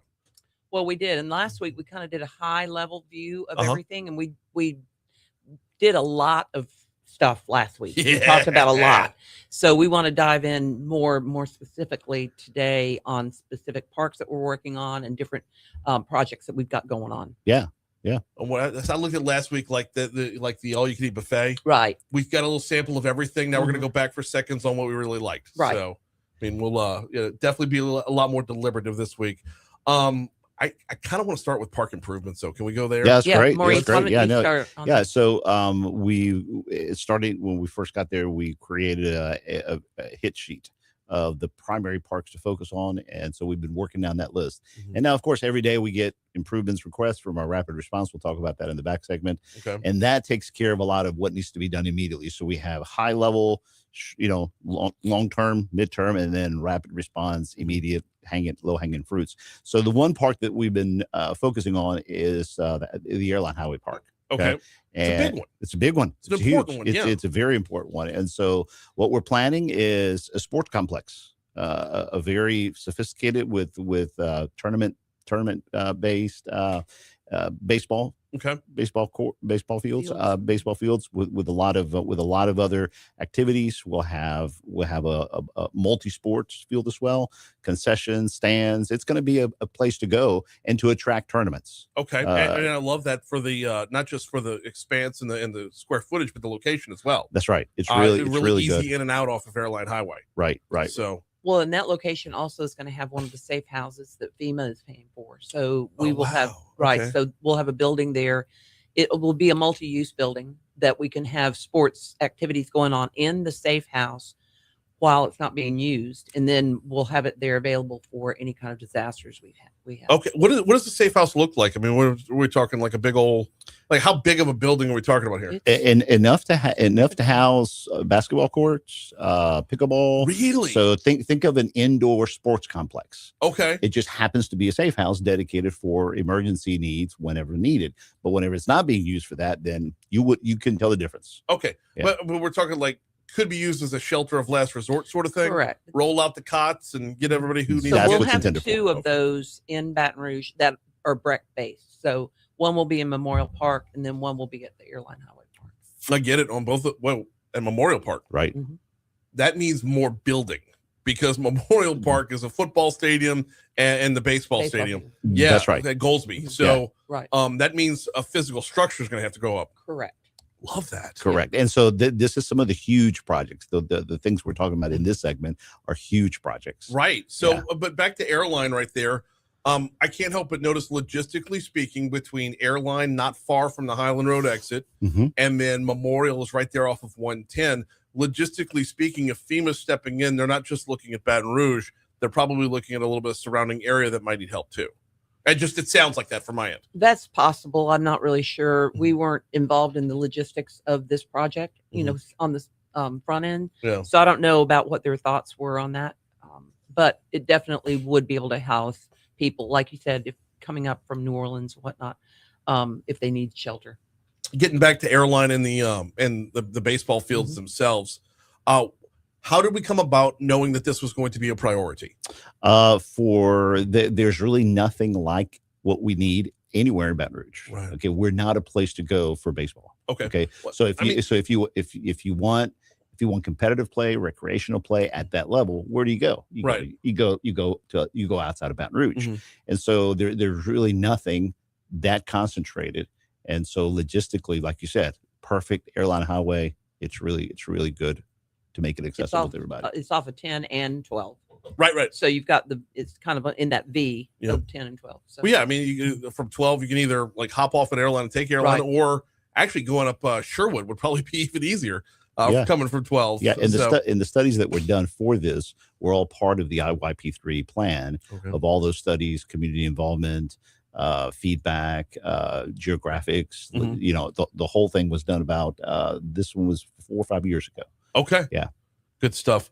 Other park improvements going on right now. I know airline's the biggest bite of the apple, but what else we got? All right. So on the small scale, because no sooner do we start talking about a big park, people then start saying, well, what about my neighborhood park? What have you guys been doing? And so Palomino is one we just finished. Where's that? That's in Central. Oh, yeah. Yeah, it's Central. So you can see some of the pictures here. Beautiful playground, all refurbished. It took some pushing, but it got up and running. And so we opened it back up last week. It's gorgeous, by the way. Love the beautiful, colorful plastic equipment. Whatever happened to the death traps that used to be out there when we were growing up? Well, they're not there anymore. No, I know, but like remember, like if you got on the merry-go-round, all bets were off. If you got on the slide, you could cook an egg. This is awesome. Yeah, it really is. So we're really proud about this one. So we're looking at a lot of little parks like this. Okay, and we're not just focused on the big ones. We're looking at a lot of little ones. Because it kind of like a house. You just simply paint it, it changes the tone of nature. If you just simply upgrade the playground, change some of the ground, do the landscape, do some parking lot paint, parking lots painting. It just changes the whole dynamic of it. So we have to keep both attention to the big ones and the little ones at the same time. Yep. We're going to get to Dina DePlantis coming up here in just a minute. She's the director of equine operations. So we're checking on Far Park in a minute. Yep. But before we moved on, can we get a quick hit on Magnolia Mound and what's going on there? Yeah. So we're working on Magnolia Mound. As you know, it's a historic house that was BREC has taken over, and there are a lot of programs going on at Magnolia Mound. We met with the Friends of Magnolia Mound a couple of weeks ago to show them what our game plan is. And one of our master gardeners, Cam Morton, who works at Magnolia Mound, told me last week, he said, I've seen more activity in the last 2 months at Magnolia Mound than I have seen in 17 years that I've been there. Wow. And so we're doing a lot of things to refurbish the house and the structures that are on site. We're also going to be tearing down an old house or old structure that is it's not repairable. We've got to get rid of it. And then the programming and just all of the different opportunities people have to learn more about the historic nature of all of the things that went on in the past, 200 years. It's significant. So you can learn a lot through the programming. And we have some very underrated storytellers at Magnolia Mound. The storytellers, the ones that walk you through it, are unbelievable at what they do. They know their stuff inside and out. I've learned so much about cooking back in those days. Like it's just, yes, we have a lot of history to learn, a lot of history that a lot of folks don't want to face up to learn. And they walk you through all of it. But the individual everyday life stuff, I think, really trumps the day there. Yeah, it's good stuff. Also, if I might, underrated backdrop for a wedding. Oh yeah. Oh, absolutely. Right. Absolutely. One of my friend's daughters got married at Magnolia Mound. My sister did. Beautiful. So way back. Awesome. But yes. That's awesome. So that's an example of working on big projects, Airline Highway, little projects, Palomino, and medium-sized projects like Magnolia Mound. Awesome. Good stuff. All right, we're going to pivot real quick. I want to welcome aboard Dina DePlantis, hit the right button there, the director of equine operations over at Far Park. Welcome aboard. How are you? Good morning. How are you guys? Doing very good over here. What's the latest out at Far Park? Oh, Far Park. We're rocking and rolling over there. In case anybody doesn't know, Far Park is our very unique park because it's a full-blown equestrian center and also an RV campground. So we are a hot spot for LSU football and baseball games, and we get busy that time of year. But our big feature is our equestrian center, and what we offer there, we actually have 65 horses in our care over there. 25 are private boarders, and the other 40 are owned by BREC. And we use those horses for lessons, Hearts and Hooves, which is one of our wonderful programs that we have, our adaptive programs. And it's been around for a while. And we also offer trail rides during the spring on select Saturdays. Excellent stuff. Dina, if you don't mind me asking, I mean, as the director of equine operations, what brought you to that gig? What's your background? That's a great question. I'm an equine veterinarian. I've been an equine veterinarian for 30 something years. I'll give away my age. I graduated from LSU in 1992. And I've been a local equine veterinarian for that amount of time. So I actually, when I came up to school, I have a little bit of a connection to Far Park. When I came up to school in the 80s, I actually brought my horse with me, and that's where I kept my horse, out at Far Park. And back in the day, it was bustling. It was probably the only covered arena in a very wide area, so it was utilized a lot for equine events, activities, and it was quite bustling. So we're going to get there again. We are undergoing some renovations at the moment. The front of the building is being renovated, and we are currently fixing up all our stalls so we can hold overnight events again.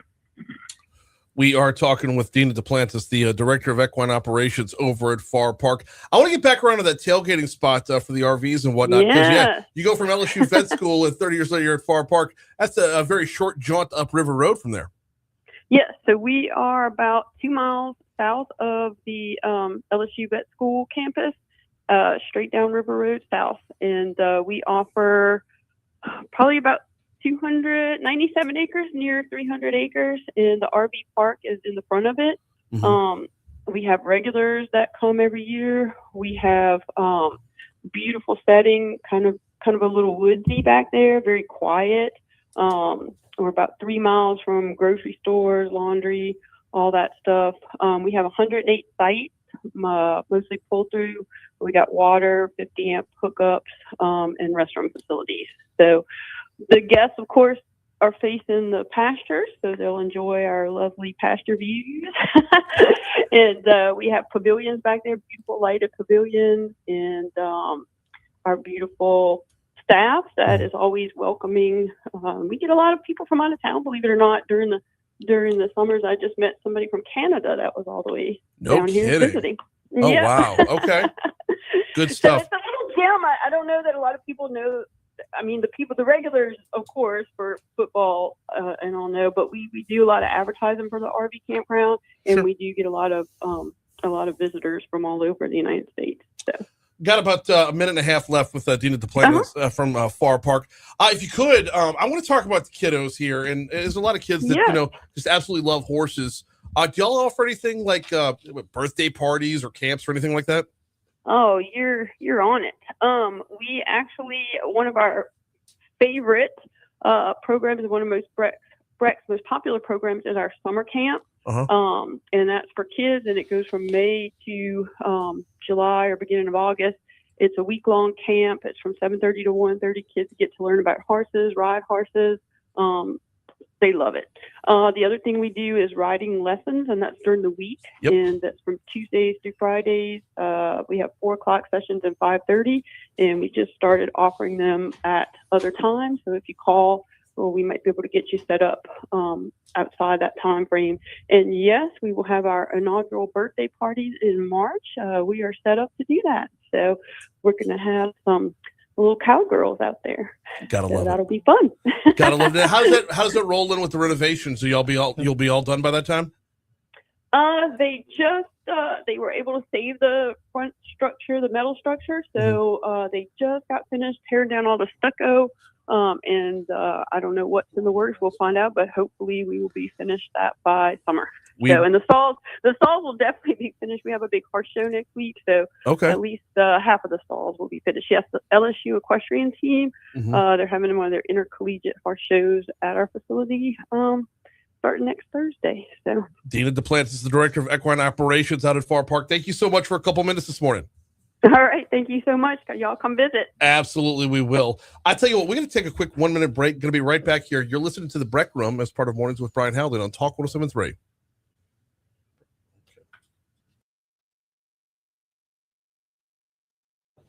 Yeah, that's yeah. We talked about the camps. We talked about the parties. We talked about her qualifications. How she started at LSU Vet, so she's like right up the road. Right. She talked about the RV flips. She didn't mention my sponsor by name with Mathurns, but she said, when they come in, the grocery store is just a couple miles away. So she did well. If we've already mentioned this, if we have these other topics, and then at the back end of the rapid response, just in case you want to other topic. And my computer's about to die. Oh Lord! I know. I don't think it stayed plugged in long enough. I started the show at 60%. No, I'm just. Okay, cool. Is this us back here? Yeah. 852 Talk 107.3 FM WBRP, rolling along with the BREC Room right here. We've got Janet Simmons and Maurice Velasquez in with us. A lot of ground to cover with BREC, both literally and rhetorically on both fronts. Guys, I appreciate you setting that up with Dina right there. Very informative stuff about, honestly, one of the most, and I don't want to call it a hidden gem, but when you're on River Road, you're not part of the daily commute, it is such a wonderful facility. You don't want to see it overlooked. I didn't even know we had a far park. You're kidding me. No, I am not kidding you. So, but it doesn't surprise. At the same time, it doesn't surprise me because of its location. Right. But its location is also perfect for its mission. So the way I found out about it was one morning I decided I wanted to go to one of the park ops locations where the mowers kind of do their dispatching. Mm-hmm. And so part of that is behind the far park, the horse barns. And I get there and find out, we've got horses. Wow, we've got a bunch of horses. And then we started looking into the programming and everything. And it needed a lot of work. Yeah. And so bringing in Dina is really important for us to make sure that we get that taken care of. One of those examples of how, when I talk about it all the time, how BREC has to be all things to all people. Yep. It's amazing that we have 180 plus parks. Right. So many times during our meetings, we were telling each other, do you know that we do this? Do you know we have that? Do you know that? It's an amazing catalog of activities, of parks, of trails, of interesting things. So definitely, if everyone could go to brec.org, and like we talked last time, brec.org /far central, the different cities, everyone can find out what's going on by their calendar. 2 R's in Far Park, by the way. That's right. It's not FAR, it's FARR. So. That's right. We got a couple minutes left with Janet and Maurice as we're talking about what's going on with BREC all around the parish. Can we talk security for a little bit? Because I know we're about to hit springtime, which means more people will be coming out, more people start going back to parks and whatnot. What improvements are being made on the security front? It's a big issue. Of course, there's a lot to do there, and so people do good things and bad things. So we found out that BREC had invested over the years for over 1,000 cameras, but the feed was going nowhere. Really? Yeah. And so we were missing some elements, whether the project didn't get finished or whatever, but thankfully the structure was there, the infrastructure was there.